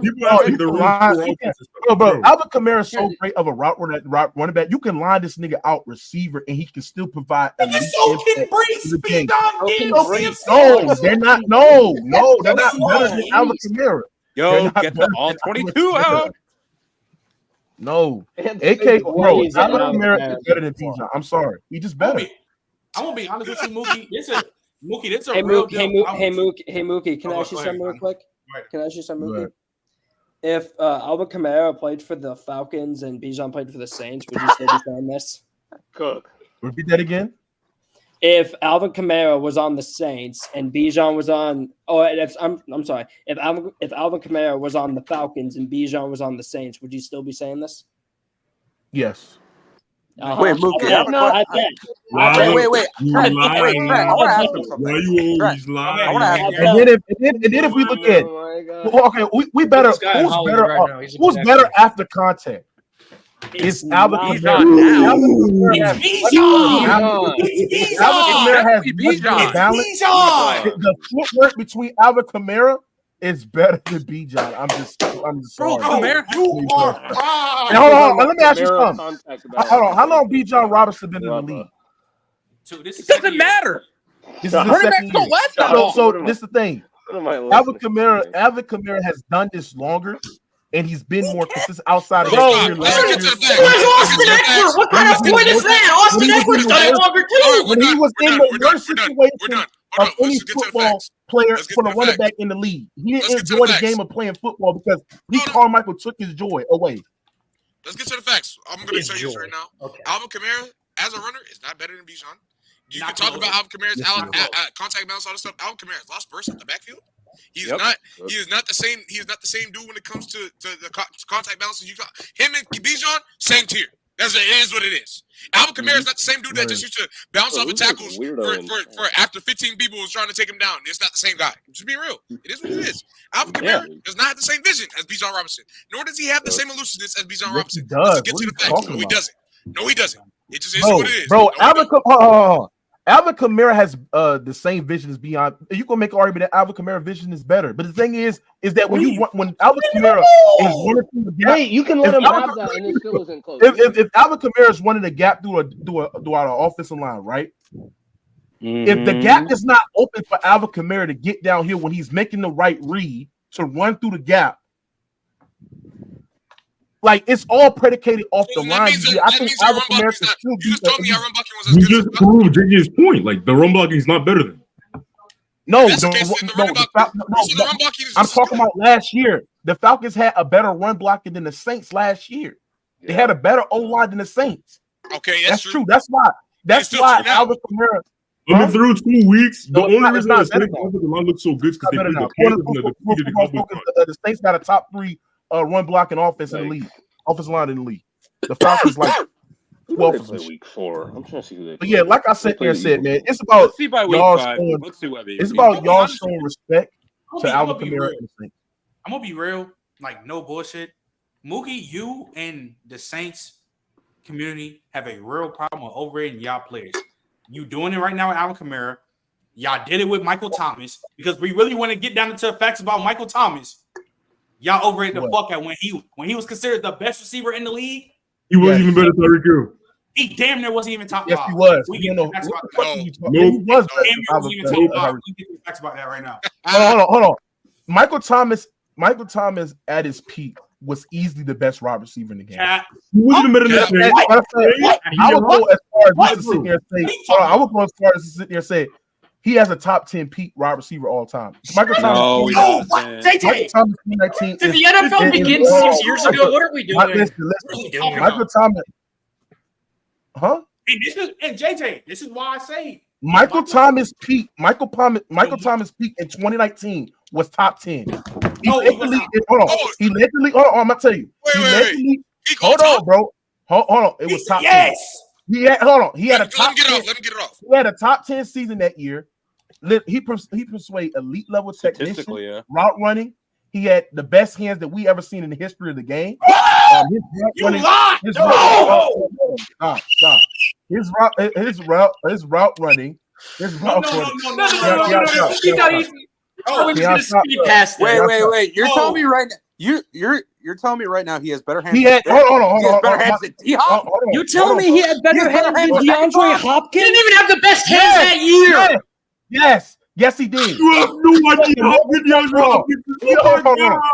He caught the most balls that year. And his you have no idea how good DeAndre Hopkins was. Oh my god! He doesn't have better hands than George Pickens. Stay on God. He caught the most balls that year, right? And his drop percentage was just as Mookie. Good as Mookie, you want to bring up stats, right? Hold on, Mookie, you want to bring up stats?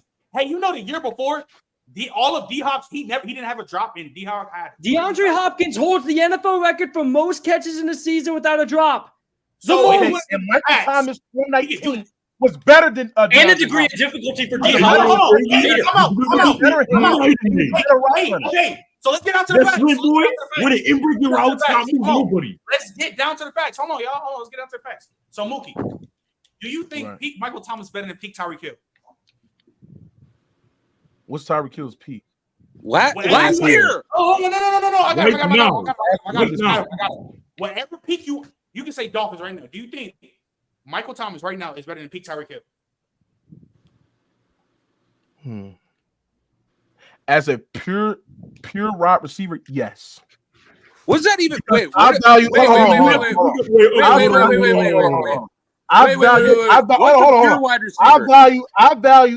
I value route running, hands, technician, all of that. Michael Thomas was a better route runner than Tyreek Hill. He had better hands and he was a better contested catcher. The reason why Tyreek Hill, y'all sitting there saying overrate his peak because his playmaking ability and him being a deep threat downfield. That's more valuable. Let me tell you something.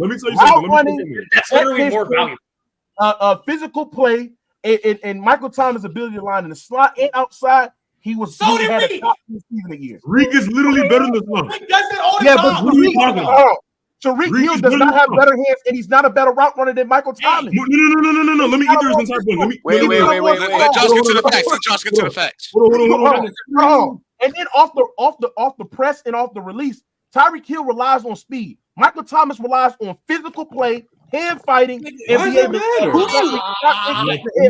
Tyreek Hill creates more separation, making it more effective. What are we doing? Why does technicality matter if Tyreek They do it differently, but Tyreek just does it better.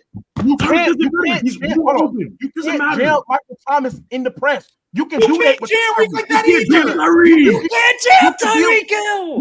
You can be Nobody can guard Tyreek. Nobody. You can have somebody on the you can have somebody covering the deep end, the deep corners of the field, and then on the outside. Michael Thomas was better. Michael Thomas was better in the middle of the field, and he was better in the. What are you saying? No, he was not. No, he was not. The only thing Tyreek Hill was better at, he was a better deep threat. He was a better deep threat. I'll give you that. And he was better at better separator. Michael Thomas had better yak. Michael Thomas had better yak than Tyreek Hill. Michael Thomas had better yak than Tyreek Hill. Wait. I didn't say that. Tyreek Hill was a better separator. Tyreek Hill has better yak and he's quicker and he's a better separator. If Michael Thomas is better than Tyreek Hill, why isn't Diop better either? You said what? Why isn't Diop better either? Then who? All the things you value applies to DeAndre Hopkins. He's not better than Michael Thomas. No. What did you value again? His contested catching ability, his hands, route running. You can be physical. Nobody can't jam you out the press because your hand fighting, your ability to run in routes. What Michael Thomas does as a receiver. Thomas rely on technician. What Michael Thomas does as a wide receiver. It doesn't matter how technical you are if you're getting open more. The game is more spread out now. What Michael Thomas does as a receiver does not outweigh Tyreek Hill. Like what Michael Thomas brings on the field does not outweigh Tyreek Hill. Do you think, Mookie? Do you think that peak Michael Thomas better than peak Devontae Adams? No. I'll give it a take. Okay, pause. So then, how is he the best in 2019 when Devontae Adams was doing the same shit around that time? No, because he had a better season than Devontae Adams. So just because you have a better season, you're a better player. He had a better. Are you talking like I think he was. Hold on. And what do you consider Devontae Adams' peak? I think Tate's peak is from 20 to 22, but Devontae Adams was still doing the same. You think he had a 2-year peak? No, I'm saying Devontae Adams. Michael Thomas. He did. This is the point. This is the point where I'm trying to get at. What Devontae Adams does now, he was doing it in 2018. And if you take Tay now, you have to take Tay in 2018 and 2019. No, Trent, that's not true, Trent. How? Devontae Adams is nowhere like he's not. When you watch on film, he's not nowhere near quick or shiftier as he was in 2018. 2018, he was much shiftier. Now he's what? I'm talking about a younger Devontae Adams. Devontae Adams back then was much more athletic. I said 22 though, because even the Raiders, that's still when he was still going fucking ballistic. That was the last year of his peak. So I'm saying if you're taking the 2020 or to 2022 version of Devontae Adams over Michael Thomas, you should just say 2018 Michael Thomas better than him too, because he was still doing the same thing. Literally, he was doing the exact same thing, and he was quicker. I'm gonna be honest. The only but we see, but the consistency though, like Michael Thomas in 2018 wasn't doing it with the consistency that he was doing in 2019. Did you think that he was still being consistent? Did you think that Michael Thomas was better than Julio Jones in 2019? Absolutely. Hell no. You think Julio Jones? Oh my God. Yo, we gotta stop doing this. Julio Jones is way better than Michael Thomas. No. Oh, okay. Julio Jones is way better than Michael Thomas. Way better. Way better than him. They did nothing. Okay, Trent, Trent, if you're still holding up like the better player and overall is going to already succeed at what a guy does in a season, because to me, I value what you did in that individual season, bro. I don't care what you did. No, you don't. Two years ago. I value what you did in that individual season. I know why you don't. And you cannot sit there and tell me that Michael Thomas didn't have the best season that year. Mookie, you have Lamar Jackson outside of your top 5, and he just won an MVP. So you because I don't think he had a top 5 season last year. I don't think Lamar had a top 5 season. Who the top 5 quarterback season was then? Who the top 5 quarterback season was then? Name Mookie, you're smiling. You know you're just lying. moving the goalpost at this point. Like. I don't think he had a top 5 season. He know he lying. Shaq, I don't know why you brought this nigga up, bro. He didn't have a top 10 season, bro. Hell, okay, wait. Dak, Brock Purdy, Tua, who else? Oh my God. Purdy? Brock. Brock Purdy had a top 5 season last year. Talk to him, Mookie. Talk to him, Josh Allen Mahomes. Josh Allen Mahomes. So now Mookie lying. Let me tell you. Brock Purdy, Dak, Josh Allen, Mahomes, and who else I missed on that bit? Oh, CJ Stroud. Motherfucking CJ Stroud. Top 5 quarterback in the game. The best pure black quarterback in the league. Oh, why did Lamar win MVP? Because of team narratives, because he beat the 49ers and that's why he won. Because Brock Purdy had the MVP a lot, or even Dak had the MVP a lot, and he had that bad game. But could you not say Brock Purdy played like absolute garbage versus that Ravens team? Yeah, but I can also sit there and say Lamar played absolute garbage against that Colts team. So if you want to nitpick games where somebody played bad, well, I just go off of your overall production, what you bought and the impact you bought the game. Brock Purdy, statistically, was the best quarterback in the league. I think he was top 2 in yards, air yards as well. You are picking and choosing when you want to value who had a better season, bro. You know you are, bro. Because when I don't think Lamar had a top 5 season. I think that's the worst MVP winner last year. I think he had a top 10 season, but top 5, no. I have a question for you. Do you think Aaron? Transwagon. No, Y'all hear Trent? All right, I'm straight. I'm good. Yeah, you good. So Mookie, you've always thought that Drew Brees was better than Aaron Rodgers, right? Absolutely. Oh God! Always thought that, right? What are you talking about? Oh God, for Okay, Drew Brees was better than Aaron Rodgers. So What the fuck are you talking about? Mookie, you know there's been multiple seasons. Donnie, you gotta stop, bro. Donnie, get your Saints hate out your heart. You've been wrong about the Saints all your life, bro. Mookie, you know, like I know, there have been multiple times Aaron Rodgers had better season than Drew Brees. Yes or no? No, he did not. When? 2011? 2011, Drew Brees was better. Drew Brees had a historical season that year. So did Aaron Rodgers. Yeah, but the thing is, with Drew Brees, I'm gonna tell y'all, this is how I compare Drew Brees in 2011. Steph Curry in 2015. No. I think with Steph Curry in 2015 or 12 Curry in 2016, wherever his peak was. And if hold on.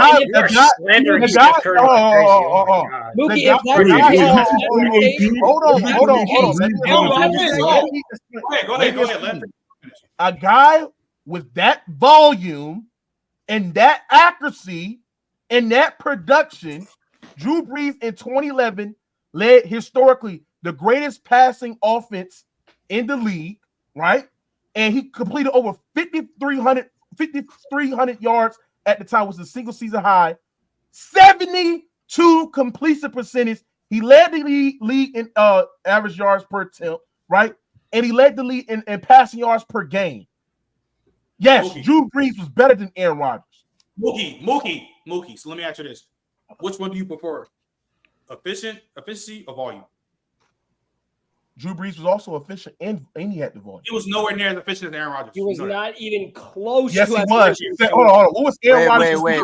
Can I say something real quick? What was What's Aaron Rodgers' completion percentage? Nigga, Aaron Rodgers only threw the ball 502 times and had what's his name? Okay, 45 okay. And how many times Drew Brees threw the ball? The best passing rating ever. How many times Drew Brees threw the ball? Over 700 times. He almost threw And it. he completed 72% of his passes. That is crazy.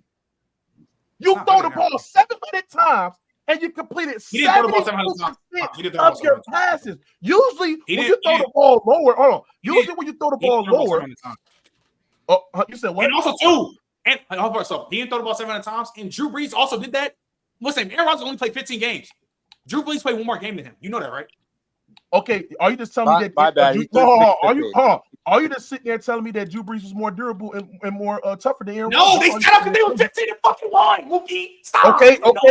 And my point. You know that. Hold on. You know that, bro. And my point is to sit there and say, if you measure off the 15-game lens, Drew Brees wiped the door with Aaron Rodgers in production. No, he don't. No, he don't. Measure off the 15. You measure off of 15 games. Just take away Drew Brees' last game. He still had more passing yards. He still have a higher completion percentage. He still have more average yards per attempt. Like, come on, what are we doing here? You not understand. By the way, and on top of that, chat, Drew Brees is 5'10", 5'9". What the fuck do you know that a guy that is that size? Oh, what do you know, chat? This is so insane right here. Oh, I'm about to get in my bag. Oh, I gotta sit the bag up because I'm in my bag like the fries is in the bottom. Your bag This guy, Drew Brees, 5'9", is 5'9", 5'10", completing over 70% of his passes, over 5,000 yards, right? Okay. And he has to see over 6'5", 6'6" linemen. That is insane. That is insane. Okay. But that's what the clicks Okay, on. so- You gotta measure it off the clicks. So I see Drew Brees in real life. That man is like 5'9", 5'10", bro. And Drew Brees is 6 foot, by the way. But Yeah, I see Drew Brees in real life. That man is So short you as mean to all tell the me, way. so in a time where hold on. So with Aaron Rodgers going 45-6, one of the greatest TD interception ratios of all time, only doing it with 502 passing attempts compared to Drew Brees 657, and breaking the record for what's the name, the QB passer rating, and he had a bottom 5 defense that year too. Yeah, fuck out of here. I'm not here. The Saints had a terrible defense that year. And also, you got to understand, we can't underestimate Grant Jennings, who was one of the top 10 wide receivers in the game. Jordy Nelson, who was also one of the top 5 receivers in the game. Who else? Grant Jennings was never top 5. Yes, he was. Jordy's top 5? Yes, Grant Jennings was elite. Yes, he Grant was. Jennings was never top 5. What are you talking about? No, I'm talking about. Yes, he was. Grant Jennings was elite. What are you talking about? Grant Jennings and Jordy Nelson was elite. So you telling me Grant Jennings, his route running and his separation ability downfield wasn't that? What's your favorite Greg Jennings game? I'm gonna put it like this. Shout out to Greg Jennings. If you know, you know what I'm about to say. People talk more about the Madden 11. I broke my leg clip when this NFL career, my nigga. Stop. By the way, they don't see what take away how he was. What is his NFL career? Stop. He was Aaron Rodgers had. Greg Jennings was never better than Calvin Johnson. He was never better than Larry Fitz. He was never better than Steve Smith. He wasn't better than Victor Cruz that year. He wasn't better than Brandon Marshall that year. That's not true. That's not true, bro. Bro, he missed 3 games too. Like, come Bro, on, I'm gonna tell you something. Greg Jennings yak his hands and his route running. Oh my! Go watch that Saints and Packers game in opening night of 2011. Go watch that game. He cooked our ass. Watch our ass in the red zone. Mookie. So wait. So in 2011, you didn't have a top 2 tight end in the world and Marcus Colston? Yes or no? All right, Marcus Colston was never top 10, and yes, we did have Jimmy Graham. It was Greg Jennings, bro. Neither was Greg Jennings. Yes, he was. Greg Jennings was a borderline top 10. And you also he had Jordy Nelson too as well. And Jimmy Graham. He had Cooper Kupp before Cooper Kupp, bro. What? But Jordy Nelson was a more vertical Jordy threat. Nelson, Cooper Kupp. No, I'm saying he had hold on. I'm saying, bro, what? Like, Jordy Nelson doesn't Wait, hold on. Let him tell him what he's saying. Let me hear it. Jordy Nelson's ability to operate in the slot and his vertical threat ability and his yak ability, he was just a much bro. People underrate Jordy Nelson because that's not Jordy Nelson's game. He never Jordy Nelson's game in a slot. And what he do? You're getting your wide receivers confused. You're talking about West Bro, Welker. just because they're white, not all of them play the slot. Jordy Nelson out there was a vertical threat downfield. Jordy Nelson had great hands. He was a good yak receiver. He was tough. He was a great contested catcher. Jordy Nelson was elite. He was elite. He played with a top 10. No, wait. I just want you to know. Wait. I just want you to know. He's moving the goalposts. Jordy Nelson wasn't playing for the Packers in 2011. What? Jordy Nelson was good for the Packers in the year. Correct. Jordy Nelson was playing for the Packers. Wait, Jordy Nelson. My fault. No, he did. He did. He did? Yeah, I think Jordy Nelson had like 15. He got hurt the next year. He got hurt. Thing to tell you. Wait. Again, even I'm moving. In 2011, Jordy Nelson wasn't a top to anything in 2011. Yes, he was, Trent. Come on, Trent. Yes, he was. He literally only started 9 games in 2011. If Jordy Nelson was top 10, Victor Cruz Marcus Colston is top 5. Marcus Jordy was nice. Bro, why are you laughing? Marcus Colston was good. Oh my gosh. Marcus And this is why I say, Colston. but look. Stop. Bro. Marcus Colston. Bro, Marcus Colston wasn't even better than Brandon Cooks.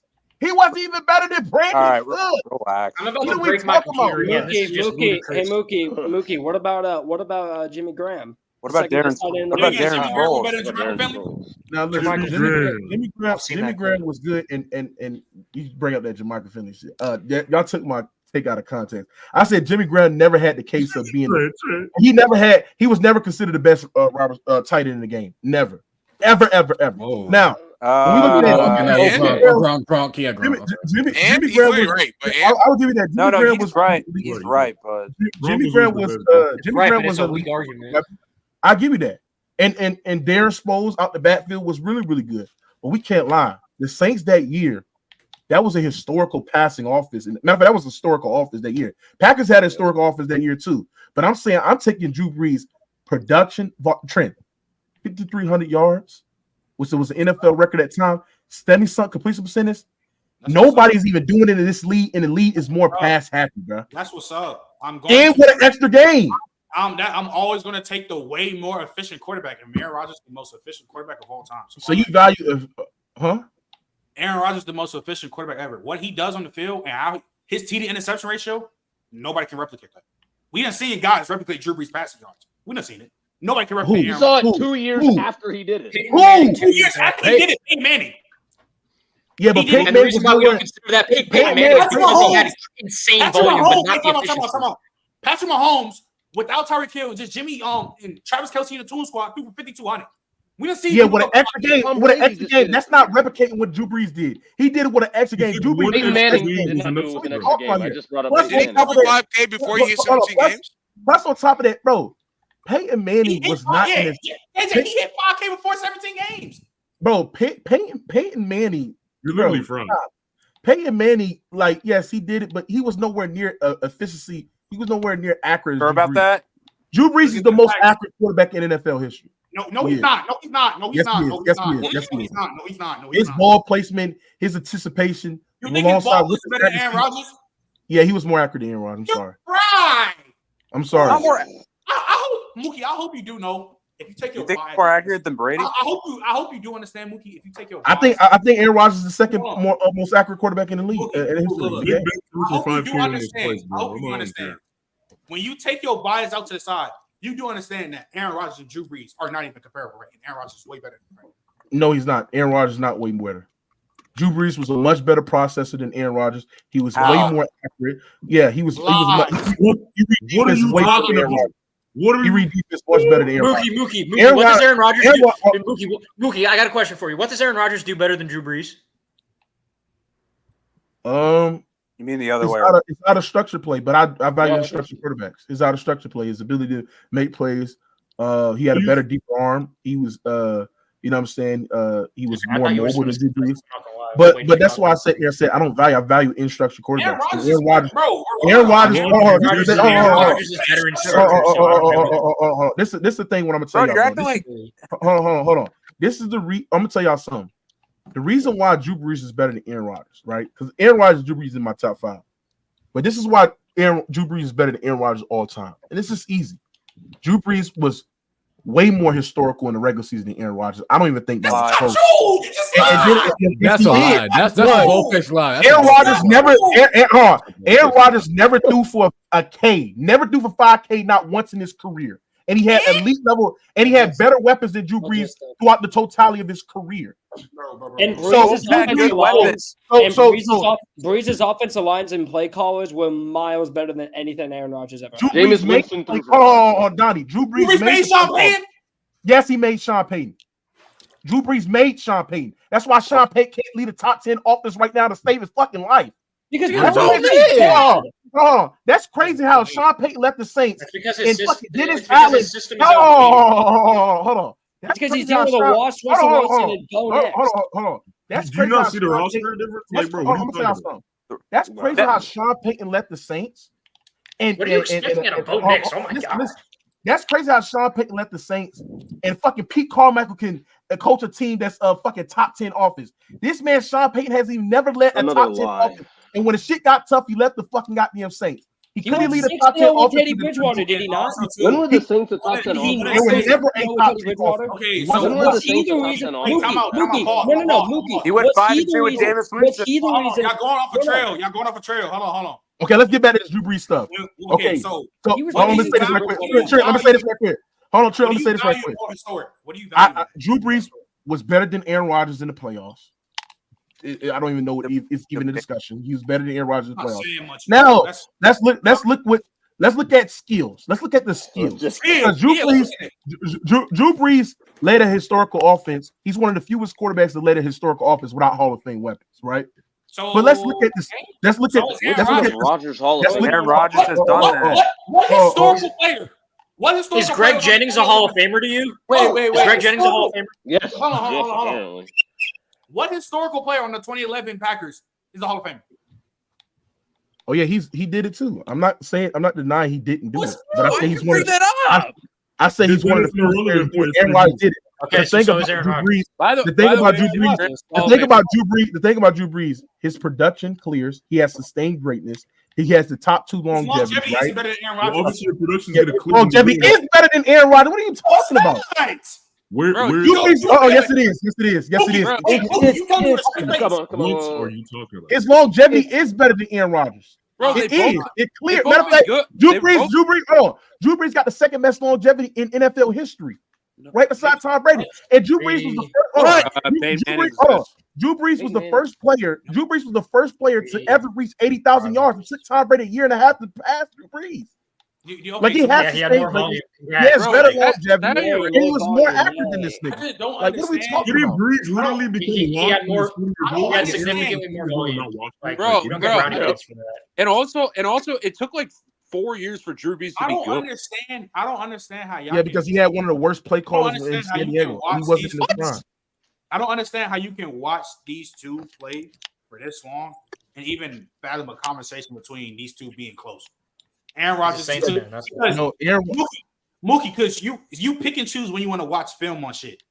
There's no way you telling me Drew Brees is more accurate than Aaron Rodgers. You cannot. Yes, he is. He's better accurate in the intermediate. He's better outside the numbers. Aaron Rodgers has the best ball. Aaron Rodgers has the best ball placement of all time. And that's applicable to Drew Brees. And Drew Brees stole way more anticipation than Aaron Rodgers. Yes. You said what? Drew Brees stole with way more anticipation than Aaron Rodgers. Plus, Drew Brees being 5'10".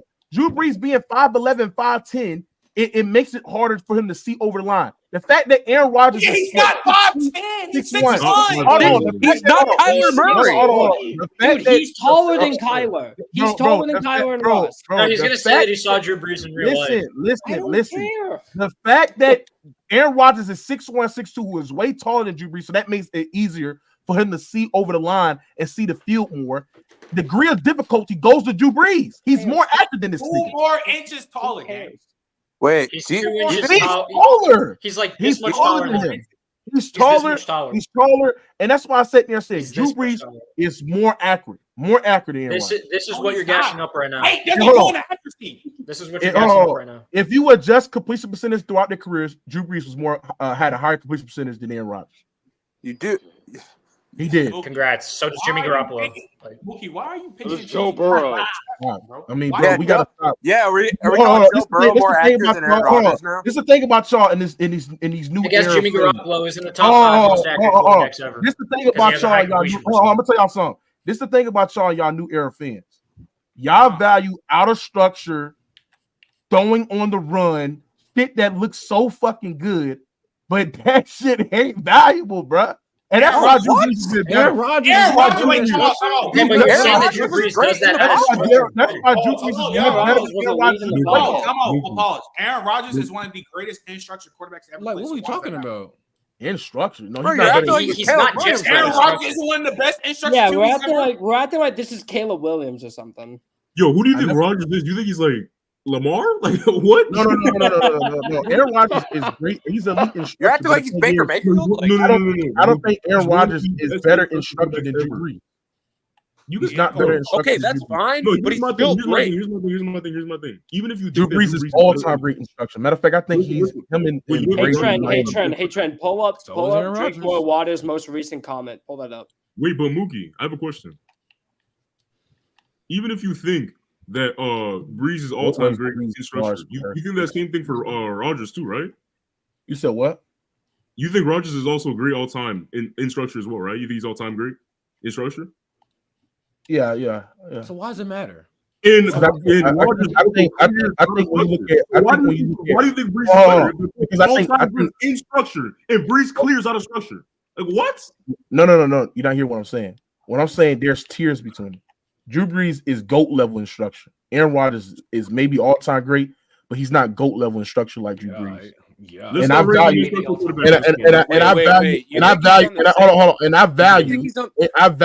I don't think I get it. I value in structure quarterbacks when a quarterback is just mobile and making plays out of structure.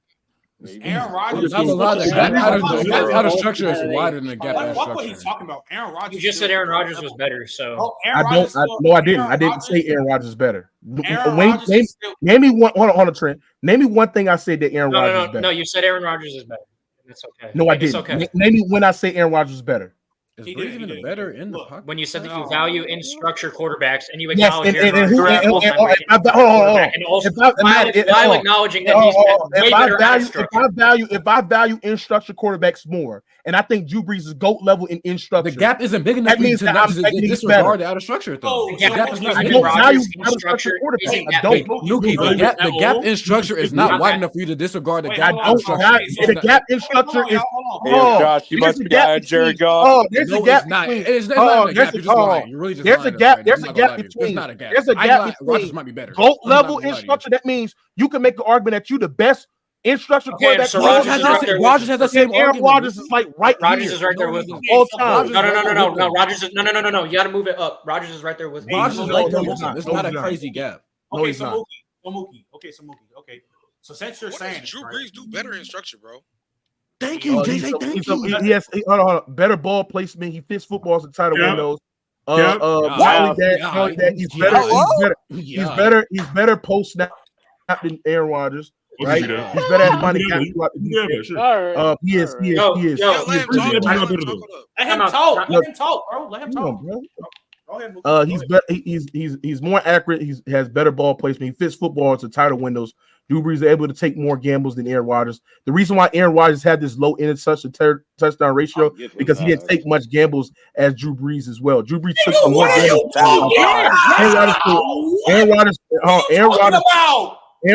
on, stop whining. Drew Brees took more gambles than Aaron Rodgers because when you put footballs in tighter windows, bro, you're gambling. You're gambling area where the receiver can get it. Drew Brees was so accurate in Aaron Rodgers where he can put footballs in tighter windows. He was a much better processor and finding gaps throughout the defense. This is the most simple shit I'm gonna say like that. You cannot throw for almost 50 touchdowns and not take risks as quarterbacks. You can't do that. That's just not possible. You gotta also count. That is possible. If you can't go for 38 TDs multiple times. You can't go for 40 TDs multiple times. There's been 3 guys to ever do that. If you got Jordy Nelson running a sit route, and he takes that shit like 60, 70 yards down. Wasn't doing that. Jordy Nelson is. You just called Jordy Nelson Tyreek Hill. What are we Can doing? I get a one-on-one? Can I get a one-on-one? If you got somebody that's taking that ditch 67 yards down the air, or it's Greg Jennings or Randall Cobb, who is great in the slot as well, bro. That's you're not taking more gambles than somebody that's throwing the football into tighter window. Hey, Trent, can I say this real quick? Wait, hold on. I want JJ say he want the one real quick. Go ahead. Come on. That man, bro. Let's really get to the facts right here. This is the first thing. You lied for no reason about this instruction stuff, right? For no reason, right? Yes, you did. You sat here and told me he got better ball placement, better. Yes, he does. Tell me, what does Drew Brees do better post snap? Reading the defense. So when he takes a snap, when they're in disguise cover, say if they're in like a cover 3, right? Takes a snap. If he's much better at finding the middle of the field, he's much better throwing the receivers open as well. That's what he does better post snap. He's better at finding gaps throughout the defense. That's what makes Drew Brees so elite. Because even when he lacks athleticism and size and physical traits more than the other quarterbacks as well, his ability to throw receivers open. Even when you sit there and ask former defensive players about Drew Brees and how they literally sat there and said, the way that you affect Drew Brees is getting pressure up the middle. His ability to throw guys open and recognize he's a student of the game. He's better than fucking Aaron Rodgers. What the fuck are we talking about? Okay, can I say this real quick? I'm still going. He just lied. Go ahead, Donnie. Get it off real quick. So I just want to bring this up. I just want to bring this up real quick. 9 versus 1 right now. Go ahead. Mookie, do you know what? And I'd assume you probably do. Do you know what big time throws are in PFF? Do you know what those are? Big time throws. That's a flaw stat. I would say it's really not. It is. Why is it a flawed? Why is it a flawed stat? It is. Hey, Mookie, say that shit straight face. It is because it depends on the weapons that you got. So if you got, no, it doesn't. No, it doesn't. No, it's not. Because big time throws can also count towards drops. Or if you got a hold on. If you got a speedster wide receiver, or if you got a vertical threat wide receiver, right, you're going to throw the football more. Like you got to factor in schemes, you got to factor in volume. Throw the football more. When you're looking at those things, those stats. Okay. Then what about big time? Hold on, Mookie. You talked about volume. Then what about big time throw percentage that evens out the volume? Percentage is also disingenuous as well. Because at the end of the day, because if you throw the ball less, your percentage is going to be higher. It's all like Justin Herbert is not. He's not going to lead the league in big time throws because of the different scheme that he's playing in. He's playing in a more run heavy scheme. Okay, so you're bringing up speedsters. So if we really want to get down to the facts, that is true. So why is Justin Herbert not top? But Mookie, if you're using the argument that Aaron Rodgers not making these big plays, why is it not? Because of his play style. Okay, I'm done. Hold on. Donnie, let him go. Because of play style. No. Exactly. So you trying to sit here and tell me that Aaron Rodgers, the reason why he has a low amount of turnovers is because of the fact that he's conservative. Yeah, because he's trying to push the ball downfield. That's literally a lie. Aaron Rodgers pushes the ball downfield with the best of them. Nobody said he didn't. Nobody said he didn't. But if you playing with receivers, you did. No, I didn't. I didn't say that. I sat there and said he didn't take a lot of gambles like Drew Brees did because Aaron Rodgers takes some of the most gambles early in his career. He's throwing to a receiver that's downhill, that is open. When you throw it to a Randall Cobb, that is open, and when you throw it to a Greg Jennings downfield, that is open, you're not taking more gambles than somebody that's throwing it to tighter window. This nigga got a whole eye real I'm a dead it. So when it was your quarterback in 2016, when he threw 5K, Brandon Cooks wasn't that crazy deep there for y'all? Brandon Cooks was inconsistent. What are we talking about? He's good, bro. Inconsistent. Plus Brandon Cooks might have been the most consistent. He might have been the most consistent receiver in the league at that time. Brandon Cooks was one of the best receivers in the world. Brandon Cooks was literally the consistency is Lee Brandon Cooks' middle name. What are you doing? 2016, Drew Brees was out of his prime. He was out of his prime. That's so high. What the fuck is that? Prime. He was physically out of his prime. His arms were deteriorated. He was nowhere near in his athletic prime. In 2016, he threw for 5,200. That doesn't. That just shows you how great Drew Brees is. But that means that he's still not in this athletic prime. Hey, it might show how good Sean Payton was. Like that, bro. Mookie, was Drew They Brees playing still him in his more prime? down. Yeah, I thought Drew Brees made Sean Payton. What happened to that? Was Drew Brees still in his prime? Yes or no? 2016. Was he still in his prime? Yes or no? After 2016, no. No. In 2016, was he still in his prime? Yes or no? No, I don't think so. No. Then how is he have better longevity than Rodgers? How do you have better longevity? Because he sustained it longer. Mookie.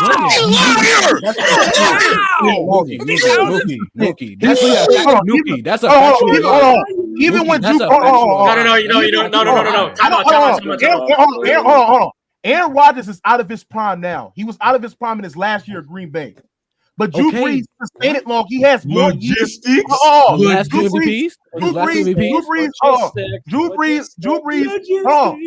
Brees have more years playing at this elite level, playing at a top 5 level than fucking Aaron Rodgers. This is not close. Okay, all right. Wait a minute. I'm just gonna read this right here. No. I just need to read this, and then I'm done with this discussion. Exodus 16:18, thou shalt not lie. I think you need to repent for everything that you've said tonight, brother. Thank you, Jesus. Shut up, bro. Shut up. Like I said, this is not lie. This is facts. Drew Brees have more years playing at elite level than Aaron Rodgers. Wait. Midfield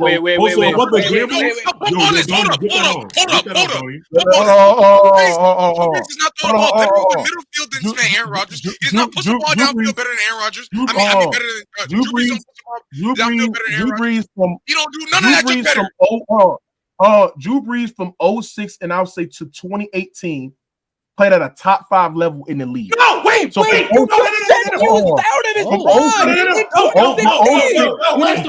start until 08. He had more years than Aaron Rodgers. No. Chat. Hey, I'm cooking. Chat, he just said from 2008 to 2018, Drew Brees was playing at a top 5 level. I just asked this thing. And in 2016, was Drew Brees still in his prime? Because when Drew he was Brees not in his physical prime, no. When Drew Brees was in his prime, he was still top 5 quarterback. He was not in his. Okay, that's how. Trent. That's how great Drew Brees is. I don't think Drew Brees was in his physical prime yet. No, he was still in his prime. Mookie, was he in his prime as a quarterback still? Yes or no? No. As playing at a high level, yes, but he was not in his physical prime. There's a difference between playing at a high level and being in your physical prime. He wasn't in his physical prime because his arm deteriorated. He was nowhere near as mobile. Yes, it did. Yes, it did. Bro, I'm saying that there's no way you're saying this with a straight face right now. Yes, bro, it did. If it really did, he would not throw for 5K. I'm telling you that right now. Nick, what the fuck? I'm telling you that right now. If his arm deteriorated that much, he's not throwing for 5K. You're not throwing for 5K with your arm being a noodle. You can't do that. Sir, unless your weapons are elite. Hold on. Unless your Thomas, your upper echelon. You're not doing it. Hold on. This man really lying to everybody's faces right now. That's sad. Drew Brees in 2017 do close to 5K. Like it was like 43. Like he still can like he still was out of his physical trait and still throw for 4,000 yards. 4,000 yards is still a lot of yards. Nigga, 4,000 still a lot of yards. 4,000, 4,300 compared to 5,200. By the way, Sam out for 4K, bro. Aaron Rodgers never threw for 5K, not once in the season, and he played with better weapons than Drew Brees. So Aaron Rodgers better than Rodgers. Drew now? Brees has never had. What about scheme? Hold on. What about scheme? Drew Brees has never had the TD interception ratio for Aaron Rodgers in his whole career. Never had. Ever. And that's cap too, because you don't think you think Michael Thomas.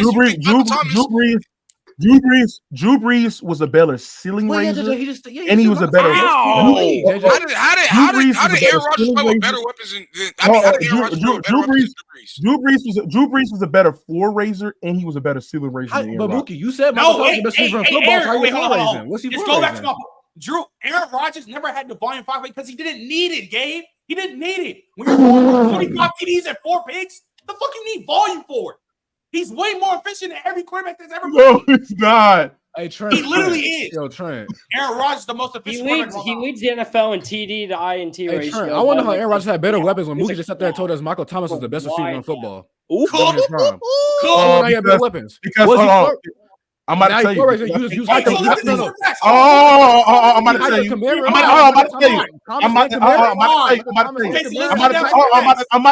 I'm about to tell you. Because I think. Hold on. Because I think Pete Devontae Adams was better than Pete Michael Thomas. You're cooked. So okay, hold on. You're cooked. Okay, look, so let's get down to it, right? So let's get down to it. Also, I can cook your yards point too. Let's get down to it. So you have Drew. So Devontae Adams and what's the name? They exit. Hey, hold on, Trey. I want to say this because I want to address the comment in the chat. So you said Aaron Rodgers didn't have the volume. 2018, he threw nearly 600 passing attempps. Mookie. He was injured. 2015, 572 attempts. If you give Drew Brees those attempts, he's throwing for 5 fucking K. Hold on, yeah, with those weapons, you know what the weapons were in 2018? Let me say something. That's another wait. Time out. Hold on. Let's look at every year where Drew Brees has ever thrown 5K. I'm already looking at it. Yeah, 635, 657. He threw 600 passing attempts in 9 seasons. 673. So all getting there 700 times. Dude, he threw 600 that's plus what I passing said. attempts in 9 So Drew seasons. Brees had way more volume. Way more. The lowest number was 630. So again, Yeah, but hold on. Drew Brees had way more volume. And this is why. This further proved my point. He had way more volume and he was way more accurate than Aaron Rodgers. He wasn't. Completion percentage and accuracy is not synonymous. Drew Brees in 2011. Bro, you must be high on Kirk Cousins' efficiency. Drew Brees in 2011 was peaking at 71 completion percentage. The year that he threw for 5,000 yards in 2016, 70 completion percentage. Yeah, the year that he threw. Okay, so my point is to sit there and say is this: is Jake Browning the most when you value Drew Brees' accuracy, his completion percentage, and his production, he's better than Aaron Rodgers. Okay, so let's do the So two of the most accurate quarterbacks. Damn, y'all still want to get cooked? We ain't gonna talk about some other teams. God damn, y'all get y'all ass cooked. He was up here lying to the people. That's Come on, man. We didn't talk about a lot of teams. Mookie, then it's been 2 hours. All right. Oh, look. So I got a question for you, Mookie. So the most Aaron Rodgers has thrown ever, right, is 4,600. Barely over 600. Barely. 4,600. And when he did that off 502 passing attempts. You hear me, right? On 502. So 500. I'm saying the most yards Aaron Rodgers ever thrown in a season was 46. Was this 2011 year, 4,600, and he only did that off 502 passing attempts, right? Because you want to play the F game, right? You hear me, right? Mm-hmm. So let's give Aaron Rodgers, Drew Brees attempts. Let's say he do that. Does he not throw 5K? Bro, yeah, but he also has 12 seasons where he also throw with more interceptions, and he's also going to be less accurate. Does he? No, wait. That's just not Does he throw 5K? Yes or no? He's going to be less accurate, and he's going to throw for more interceptions. What are you basing that off? Even if Aaron Rodgers, even if Aaron Rodgers throw for 5K, he's not going to be as accurate and efficient. Based off of what? Based off of what? Based off of Mookie, but he was Mookie. We have a 20-year span of Aaron Rodgers playing football. The percentage is accuracy now. Like when y'all sit there and say, hold on, when y'all sit there and say, completion percentage accuracy, Mookie. Yes, it is. Yes. Yeah, and that's what we're. Yo, Mookie. By the way, can I say something? In 2016, when Rodgers threw, even if you want to say not, no, it's not Mookie. Jimmy G was throwing 70% for the field. He was up and down the D-ball all game. What are we doing? If you adjust completion percentage, no, ain't no adjust, bro. Mookie, you're talking about the accuracy if his attempts went up, right? All of that, broken up passes, all of that. Drew Brees is still top of the league, gang. I ain't gonna lie, gang. Yeah, but Mookie, we're not going to disregard the fact that you lied, though, because you said that Rodgers would throw more picks with more attempts. The season in 2016, when he threw for 610 passing attempts, he only threw 7 picks. He only threw 7. Yeah, but if he threw it for 5,000 yards with more attempts, he's going to throw more interceptions, bro. He's going to be more successful. Based off what? On that same volume, he only threw 7 picks. On that same volume. The 2011, he's literally lying. The season we're talking about, Drew Brees, he threw 14. I was saying the season we're talking about with Drew Brees, he threw 14 interceptions, and by the way, which isn't even close. Yeah, 14 interceptions and 70 completion percentage. That's really good. I'm not saying it's bad. I'm saying Rodgers is not throwing 14 interceptions if you put his volume up that much. He threw 6 in the year Trent's talking about. So he's gonna. What year you talking about? Rodgers has never shown in his Oh, life. That's not what 20 year? Rodgers is the Oh, only quarterback in NFL's history to show you that. He can throw the ball with high volume and not turn it over. What year are you talking about? I'm talking about 2011 for both of these guys. We don't talk about. We talked about a lot of games. When you say 2011? For both of yes. I'm telling you. Are you talking about 20? Like, what do you like? I'm just telling 2011 you. for both I'm of just these telling guys. you right now. Aaron Rodgers is not throwing 22 interceptions in that volume. He's not throwing Or 19. 19. He's or not throwing 16 or 18. 17. He's not throwing Never thrown 17. that much. He's never not. thrown that much. He's never.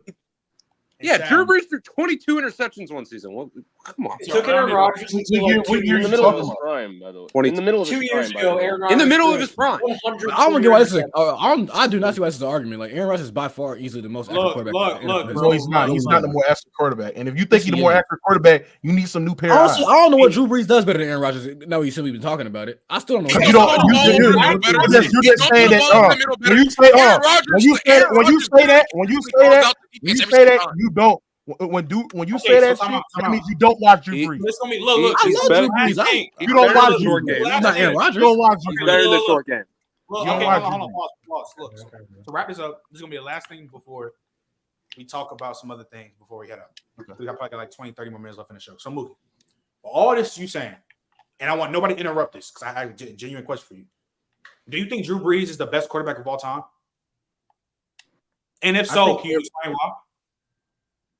Okay, so look, how my top 5 goes, I think these guys are just so close where you can literally make the argument if you value certain things that they can be the best quarterback if you value some more things. So I got Drew Brees, Tom Brady, Aaron Rodgers. This is not in order. Drew Brees, Tom Brady, Aaron Rodgers, Peyton Manning, and Joe Montana. When you value longevity, sustained greatness, talent, I think all these quarterbacks have their talent in individual ways. You know what I'm saying? If you value leading historical offense at their time, when they were literally the best quarterbacks at their time, Super Bowl champions, they have done it in the playoffs as well, right? Then that didn't result in those 5 guys. I value longevity a lot when I'm evaluating quarterbacks because if you can be that great for a long period of time in a league where you're getting tackled by 600, 300 linemen, you're getting hit. The schemes in the NFL are just getting better. That's what I value. So my biased opinion, I think Drew Brees is the GOAT. But if I go off of what I value in a quarterback, I would say Brady. How? All right, bet. We good. Yeah, I would say Brady is my unbiased GOAT. I think Drew Brees is 2. I think maybe I would say I would put Peyton 3. I would put Montana 4 and Rodgers 5. I think once Mahomes get that 10-year mark, because I was overdoing it when he won a Super Bowl, I was fucking crazy. I was glazing a little bit, you know what I'm saying? But once Mahomes get that 10-year mark, then I think Montana's gone because he has the worst longevity out of all those quarterbacks in the top 5. So why is he Rodgers? Yeah, why? Huh? What? So Wait. What? Why You is said what? Montana in the top 5? Why is he over Rodgers?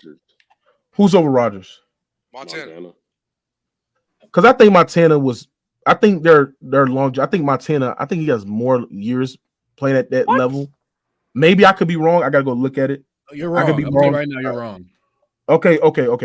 Fine. I think the longevity between Rodgers and Montana are close, right? But I think Montana was so much better in the playoffs than Rodgers. I think Montana, to me, in his prime and his peak, I think he had literally one of the top peaks in the NFL, maybe top 3-4 peaks in the NFL. That's why he's a top 5 quarterback, while also producing a historical offense relative to that era. That's why I have him over Aaron Rodgers, just for that playoff play. I think Rodgers was a much better regular season quarterback than Montana, because I don't think Montana was all-time great in the regular season. I think he was great to elite in the regular season, but I think in the playoffs, he was all-time great. I think Rodgers, he's good in the playoffs. I'm not saying that he's bad, like strictly bad in the playoffs, but Montana was just all-time great. And I just, when you value all of that, I put him over there. So then why wouldn't you just remove Rodgers instead of Montana whenever Mahomes is set to mark. Because I think Montana regular season sustained greatness, and I think Rodgers is going to have more longevity in Montana. And then you know what I'm saying. So then, by that logic, why isn't Rodgers over Montana? Matt, you coach. You said what? Yep. So by that logic, why isn't Rodgers over Montana? If that's the case, if that's what you're I going literally just told you why. But you just told me something that goes against everything you just told me. His logic No, don't I make didn't. sense. I literally sat there and said the reason why I have Montana over Rodgers is because of playoffs, and I think their longevity is comparable. But I think the playoffs overdoes it to what both of those players. But you just told me that Aaron Rodgers' longevity is still going to be there, and it's going to be higher, and that's why you're going to remove Montana instead of Aaron Rodgers. So why wouldn't Aaron because Aaron Rodgers is going to surpass Joe Montana in longevity by a wide margin if you keep on playing at that level. So I think when he surpasses him in that longevity by a wide margin, then that's why I think he's going to be over Montana, and that's why I'm moving Montana out. Yeah, that'd be funny. All right, man. Look. Yeah, that's just American, man. On my soul, but Drew Brees ain't got no conversation over Aaron Rodgers or Payne. Let's get. I digress. Hell, they got cooked, man. Let's get to these. Let's get to these week 3 on barbecue. Not gonna lie, roasted like a pig. This is an example of why. Call me Boudin. Mookie and Saints people overrated. Oh, can I? I just want to say. I want to talk about. Did y'all get on the Ravens yet? Nope. Go ahead, brother. Because it's like it's a lot of y'all sitting there, and I was like, listen to your show, Trent. You know what I'm saying? I was like, what the fuck do y'all like? Do y'all understand the game? It's like I don't understand when y'all sit there and try to say that Lamar, when it's all said and done, going top 10.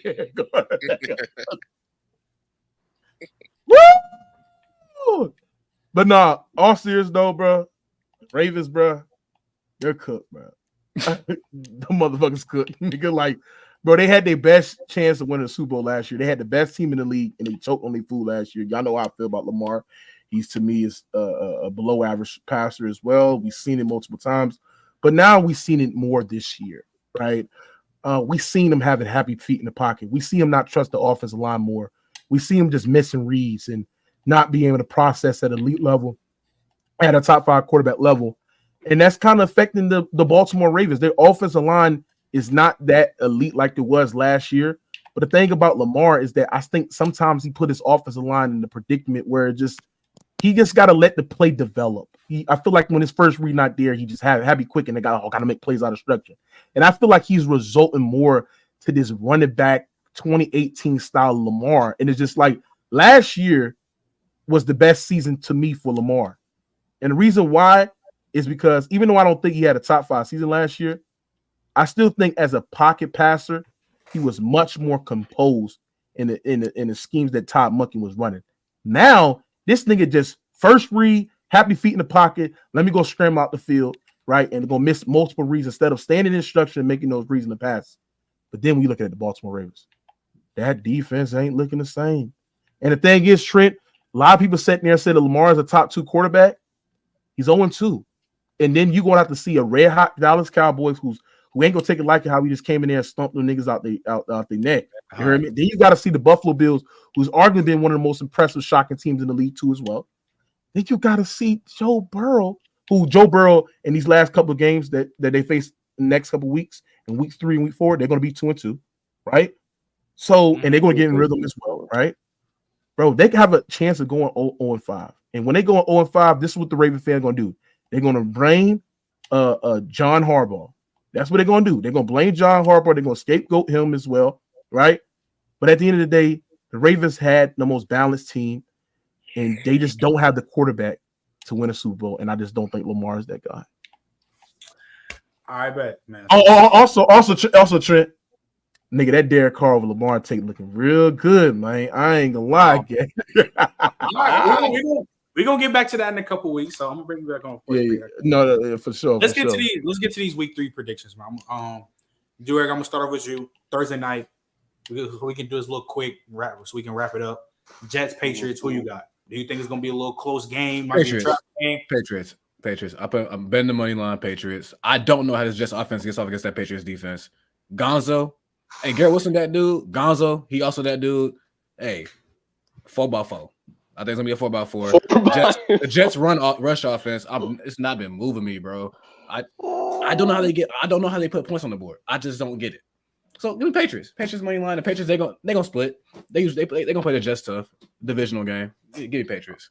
Come on, Matt. Who you got? I got the Jets. The only way I could see the Patriots winning this game is if Nathaniel Hackett just completely comes up with the worst possible game plan against. Is that not possible? No. That's why I'm saying it's like one of the only possibilities. But at the same time, I don't think this Patriots offense is able to match up at all with a Robert Saleh defense at all. So, yeah, no, I'm picking the Jets pretty easily here. I don't think this is going to be a close game. Karen, who you got? I actually think the actual opposite, Matt. I think this game is going to be a gigantic shit show, but I'll pick the Jets. Go 13-10. Nigel? That's fair. I got the Jets too. It could be. I could definitely see it being close. I could see them covering, but no, I got the Jets. The Patriots. The Patriots look good the first two games. They hot right now, man. They do look good. But I think Rodgers gets it going a little bit. I'll go Jets. JJ? Be real, give me the Jets. I like the Patriots defense, but I do think this Jets team is going to figure it out sooner or later. So until I see a better team than the Patriots go up against the Jets, I'm sorry. I just think that they're just going to win. Like the Patriots, oddly enough, we're in a close game with the Seahawks. The Seahawks made it a close game with the Patriots, bro. It is what it is. So. Mookie, who you got? Damn. This is one is tough. The Patriots defense that surprised me, but I'm gonna go with the better quarterback. I'm gonna go with the Jets, man. I think the Jets are gonna slightly win this game. It's gonna be tough, but I think they do it with a field goal. I'm gonna go with 17 to 20 Jets. Ironically, next game, 12 o'clock. Yo Saints versus them Philadelphia Eagles. Who you got, Mookie? No bias this time. Take the bias out. No bullshit. I'm gonna take my bias out. Yo, Eagles, man. I mean, the Eagles fans, bro. I'm gonna troll y'all like I did the Cowboys, man. Y'all can't stop the run for the Atlanta Falcons. What the hell do y'all think what the Saints gonna do? Who got the best rushing attack in the league, right? The defense for the Eagles concern me. I think the Saints win this game easily, oppressively. I think our defense is very elite. I think we're going to get the Jalen Hurts. I think our corners is really, really stout and press. We're one of the best zone coverages teams in the league. I got the Saints, man. I don't think we're going to score 40 points again, but I still think we're going to still be effective. Give me the Saints. Run the football down their throat. Open up the play action as well. Derek Carr, Von Rashid. Let's do it. Shout out Clint Kubiak. JJ. You know I ain't rolling with them Aints, bro. Give me the Eagles. You a Dirty Bird Falcon fan, man. Do right. You an Aints fan. Like, what you want me to do? Y'all wear bags over y'all head. For the Eagles, yeah, this is definitely a game you don't want to go into. Superdome, Saints, they're hot. You just come off a loss to Atlanta, a demoralizing loss that is. I'm gonna go Saints. I think the Saints keep riding the hot wave. The defense you got no AJ Brown. We know how that cornerback room is for the Saints. Pretty damn good, probably the best in the league. I'm not gonna lie to you. The front four, they're gonna do some damage. Offense looking like it's hot. Yeah, I'll take the Saints. Nigel? Exactly what Dave said, to be honest. No AJ Brown, short week, going to the Dome. I'm picking the Saints. Saints are hot. Matt? Even they did have AJ Brown. I'm gonna pick the. I think it's gonna take the Eagles a little bit longer to figure things out. And also I'm piggybacking off of what Nigel and Durag just said. I ain't gonna lie. I don't like how y'all bandwagon on my Saints like that. Like I don't like how y'all picking the Saints. Because I tell y'all, if this is in hindsight, like if this is like 2 months ago, y'all saw the Eagles destroying the Saints. Yeah. Now what we did the Cowboys. Now we gotta ride. Yeah, no, you're right. I don't like this. Personally, I think these guys are fake woke, so it don't matter. Hey, Yeah, I whoever's think they gets to the beat table, I'm riding with the hot team and you know in their own place and they home. So I'm not new gonna. response equal refund. Y'all getting y'all refund on y'all takes. Okay. Who else hasn't picked? Karen, did you pick? No, I haven't. This Karen, one you is difficult because the Saints are really hot and AJ Brown is hurt for the Eagles. I'll go with the Eagles. Go with my gut feeling. Go with the Eagles. Yo, you're making it seem like it's gonna be hard. Yeah, word. No You guys bullshit. wear bags over their head, bro. All right, so just Dude, I picked the Eagles. does anybody have Denver beating Tampa? Ew. Oh, I already told Ew. you. That's Ew. built to. That's built to. Ain't nobody? Okay, cool. I'm not gonna lie, Trent. Hey, this whole year, I don't think I'm picking Denver to win a single game. I'm not gonna lie to you. I'm By gonna the keep it a way, powwow. I gotta say, I Niggas told me apologize. to Tampa. niggas told me Sean Payton was this good offensive coordinator. And niggas Well, told me that damn, Bo if I Nick. had Niggas told me Bo Nick could Can be a you top name 3 quarterback in the Broncos league. offensive players? Anyways, All right, so look. So Karen, Chicago. I'm serious. Karen, Chicago Colts. Who you got? Ugh. This is gross. Tie, to be honest. Like Literally. You know what? I'll go with the Bears. It's unfortunate because I was high on Anthony Richardson this year, but it's All okay. right. I tried to tell you. Matt, who you got? I'm picking the Bears. I want to pick the Colts, but this DB room just sucks. If there's any game for Caleb Williams to figure it out, it's this one, and I think that's what he's going to do. Nigel, who you got? I'm gonna pick the Colts. The Bears. Bears O line worries me. Colts front is good. I'll pick the Colts at home. Fair enough. For sure. Matt, did you do yours? Who did? Yeah. You did. Yeah, I'm not gonna lie. If you would have asked me this about, let's say, 18 hours ago, I might lean Colts, but with Buckner being on IR, it'll be a little bit harder. And if I ain't gonna lie, the Colts front four hasn't been like what I thought it was gonna be early on to the year. Secondary is boo boo, and the way the Bears defense playing and the way Anthony Richardson has looked, yeah, it's gonna be a rough night for that Colts offense. And with Jalen Johnson on Michael Pittman, come on, yeah, that's a 4x4. So I'm gonna go Bears. JJ, who you got? I got the Bears. All right, JJ, back on you. Malik Willis, revenge game versus the Titans. Oh my god, I'm not watching this game. Silence.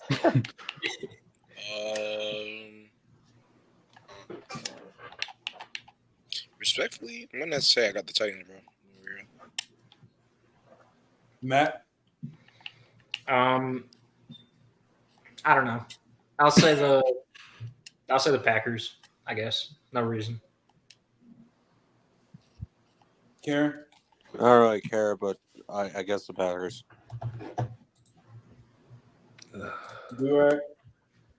Man, I'm not picking a team that runs wildcat formation the whole game, bro. Give me the Titans, bro. We not moved by that. Nada? I'll take the Packers. I think Will Levis could mess around and lose the game for him. I mean, yeah, 3 weeks in a row. Hey. Yeah. All right, bet. Next game, which one is it? Nigel on you. Texans, Minnesota, Vikings. Oh, okay. That's a good game. But give me the Texans. I think the Vikings little run ends here. Durag, who you got? Yeah, the Vikings been hot, but CJ Stroud's just the better quarterback. They're probably the better. I don't know. They're pretty evenly coached. I'm not gonna lie. It's gonna be a good game, but it's Sam Darnold against CJ Stroud. Just give me the Texans. Karen? Give me the Texans. Justin Jefferson's kind of banged out with that thigh or Oh yeah. So I got the Texans actually pretty comfortably. So Matt? I got the Texans. Same reasons. JJ? Let me the Texans. All right, bet for sure. All right. This next one. Because it's good. This kind of hard. I ain't gonna lie. Yeah. All right, so JJ, who you got? Chargers, Steelers. Give me the Chargers. Matt? I like the Chargers. The way their offense is rolling. Now the Steelers are gonna give them a challenge with their defense, but I'm taking Chargers. Matt? I think Mike Tomlin starts off 3-0. Give me the Steelers. This is crazy. Kieran? I have a question. Is Justin Herbert playing? I believe so. He finished the rest of the game, pretty sure. He should be playing. Okay. I'll go with my team, I guess. I mean, it's not like Justin Herbert was really doing anything through the air, anyways. It's mainly been their rushing attack. So That's true. You right? Yeah, like I just said, I like how the Chargers offense been looking, and I guess a defense like this is where Harbaugh's lucky he has a guy like Herbert, because it's not JJ McCarthy where you gotta hope he doesn't make the mistake. You feel comfortable with Herbert, attacking that defense through the air if he has to. So I'm gonna go Chargers. these receivers been looking smooth too. Elevation. Come on. I'm also going Chargers. I think they're actually going to make Fields throw the ball more than he has had to in these first two games, and that might not end so well, even though it's at home. So give me the Chargers. All right. Does anybody have the Giants beating the Browns? Nobody. Nobody. No, but that's a sneaky close game. I want to pick the upset, but I can't. That's a sneaky close game. I'm not going to lie to you. But I do have the Giants beating the Browns. Deshaun looked good last week. I think he builds off that against the Giants. All right, we can move on because I think everybody. You heard me though? Yeah. Yeah, I'm the only person that has the Giants. And then nobody has the Panthers beating the Raiders, right? No. No, You on Panthers? Yeah, no, I'm good on that. All right, cool. Andy Dalton 5 touchdown game. Does anybody have Miami beating Seattle with no Tua? No, I don't think Seattle. Seattle's good to me. Yeah, I'm taking Seattle. It's in Seattle too, correct? That is true. Yeah, it is in Lumen. Yeah, okay. Yeah. I'll take Seattle. So, JJ, back on you. This is gonna be a good game. I ain't gonna lie. Ravens, Cowboys. Who you got? Oof. Who do I have? I got the Cowboys winning. Matt, I think the Cowboys gonna bounce back with their offense. For sure. Matt, wait, what game is this again? Ravens, Cowboys. Ravens, Cowboys. I'm taking the Ravens. Karen. I feel I'm gonna pick the Ravens because they need it more than Dallas, in my opinion. So, Durag.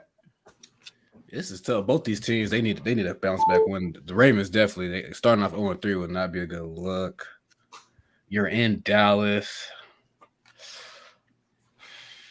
Give me Baltimore. I'm gonna lean Baltimore. Nigel. Yeah, give me Baltimore too. I think Lamar bounces back. I think this is a good game. This could be low key high scoring, like sort of how the Saints game was. Yeah. Oh, it's high scoring one side. Does any? All right, so cool. So, does anybody having Detroit getting upsetted by Arizona? I actually do. No, you do. I don't, but I wouldn't be. I think that game's gonna be high scoring. I wouldn't be shocked, but I think Kyler Murray builds off of his impressive game. So I got Detroit with this one just because I think I know the Bucks beat the Lions last week, but I just think the Bucks defense is way better than the Cardinals defense. That's what I think is going to be the deciding factor. But no, this can be a high scoring game. JJ, I'm assuming you got Detroit. Your fake ass man's Jared Edge. Yeah. All right. Does anybody have the Rams beating the 49ers without what's no? I'm about to say I want one y'all to come up here live. I would have picked them with hell no. Cup, so both teams are injured, but the Niners are still better. So yeah. Yep. It's very simple. All right, babe. So, JJ, Sunday Night Football. Oh, brother. Mahomes versus Kirko Chains. Who you got? No troll. Hey, down. Them dirty birds, they're going to fly. We're going to fly, and we're going to fly. The Chiefs coming to our stadium. They're not winning. I promise you that. Kirko Chains. Hey, ATL Kirkwood. You feel me? Go ahead and show them what's up, man. Drake. Big Draco. You let off the Drake last week. Let off the Drake again. You know what I'm saying? Hey, Ray, they've been disrespecting you, you know what I'm saying, for the last 2 weeks, but you've been cooking. You know what I'm saying? You've been showing them what's up. You underrated as of right now by a lot of people's standards. So go ahead and show them what's up, man. I miss You know that what I'm guy. saying? Darnell, keep cooking. Kyle Pitts, your time is coming. Defense, Jesse Bates. You feel me? Justin Simmons, you feel me? Mr. Red Sleeves, you feel me? Go ahead and show them what's up, man. Come on. Matt, who you got? I got Kansas City. Karen. You know what? You know what? I'll pick Atlanta. You know what? Why not? Durag, who you got? Noted. I'm gonna take Atlanta. They in their dome. I'm gonna take Atlanta. Chiefs lost Pacheco, so that run game as of now gonna be suspicious. Even though I'm not high on Pacheco, like it's still gonna be suspicious. Carson's still running the ball. I don't know how that's gonna look. The Falcons defense. I feel pretty comfortable about their defense holding up against the Chiefs offense. I'm not gonna lie to you. Nigel. Give me the Chiefs. Chiefs prime time. Even if this game is close, they probably mess around and get a call one way. Yeah, no cap. No cap. I In do ATL? have the Chiefs though. In ATL? Hey, that shit don't matter where it is, JJ. It don't matter, JJ. Hey, like, he ain't lying. I ain't gonna lie. I done Give seen me Nick the Bosa get Chiefs, put in though. I seen him put in chokeholds in multiple Super Bowls. That shit get called. They don't care. All right. Nobody had this. So we got 2 Monday Night Football games. Number one, does anybody? Oh, we have, do? Yeah, we got 2 Monday Night Football games coming up. Does anybody have Washington beating the Bengals? Hell no. Hell no. Hell no. All right, so Naj, I'm gonna start off with you. Matt, I swear to God, stop. You trying to be Okay, different? all right, no. Nigel, last one before we head out. Dave has Washington beating them. Nigel, before we head out, Buffalo Jags. So you got. Ooh, Buffalo Jags. This game's in Buffalo, I believe. Yeah, I'm taking Buffalo. Buffalo's hot. They have a long break. They have 11 days off, 10 days off, whatever. They'll be straight. I got the Bills. You right? No, funny enough, Josh Allen has never beat the Jags, I believe, in his career. That is true. That is true. But you in Buffalo? That secondary for the Jags, boo-boo. Keon Coleman, it's his time. Hey, breakout game for Keon Coleman. I'm thinking about 100 yards, a tutty, maybe 2. I ain't gonna get too greedy though. Maybe 2, but I'll give you 1. Keon Coleman, he gonna pop off this game. Let's go. Karen? I mean, I want to pick the Jags because it'd be funny if Josh Allen keeps losing to the Jags, but I can't. So I'm gonna go with the Bills because secondary's dog water. Yeah. Matt? I'm taking the Bills. Just offense is, or I say offense, but what I mean is Josh Allen. Yeah. I think it'll be too good. James Cook. JJ? James Cook can have a day, but I think the Jags are gonna win, man. Come on. Trevor Banks Stadium, we here. Dave, I got a question to ask you though, bro. Go ahead. You think the Commanders gonna beat the Bengals, don't you? I know Matt does because he loves Jaden Daniels. No. Yo, you left. Oh, I didn't say anything. No, we got it. Two LSU QBs going at it. No, Kieran, I do have the Bengals winning that game. All right, yeah. What's saying? So, Durag, do you have him winning yet? Give me Washington. Okay. Look, Right. listen, that's gonna do it. Appreciate everybody that came out. We went 2 hours and 40. We almost had like 110 people in the chat. Shout out Trent. Shout out to everybody. Make sure y'all tap in with us. Y'all like, sub. Y'all go follow Discord. I got it pinned in here. We're going to live tomorrow. Weekly recap of college football. Still trying to figure out this film room time. I'm probably going to do it in between maybe like early third. I can't even do early Thursdays because I got fucking class. So maybe like early Mondays before Monday Night Football. We're gonna try to get a film room session in. Yeah, man, we growing, bro. You know, last year we was around the same time. You know, we was at like 15 viewers, 20 viewers. Now we at 100 watching now. So we growing, bro. We about to be at 2K soon. Always shout out GOAT. Shout out the boy. Shout out the man. Shout out everybody in the chat, man. JJ, Shout out Trent. Shout out Karen. JJ, you got anything you want to say before we head out? Hey, man. Love y'all chat. Love the guys. You know what I'm saying? Keep running it up. Keep spreading this. You know what I'm saying? Keep sending the prod out. Join the Discord. Be in tune for the Twitter spaces, man. Blame Trent for that. You feel me? I mean, honestly, bro, this is a great community, bro. We're going to keep building it up. We're going to keep having fun, bro. And we're going to keep on talking about the sport that we all love talking about, man. So can't wait to keep on going, man. Respect. Love y'all. Facts. We're going to catch him, man. We out. Peace. Yes, sir. See ya. Peace out.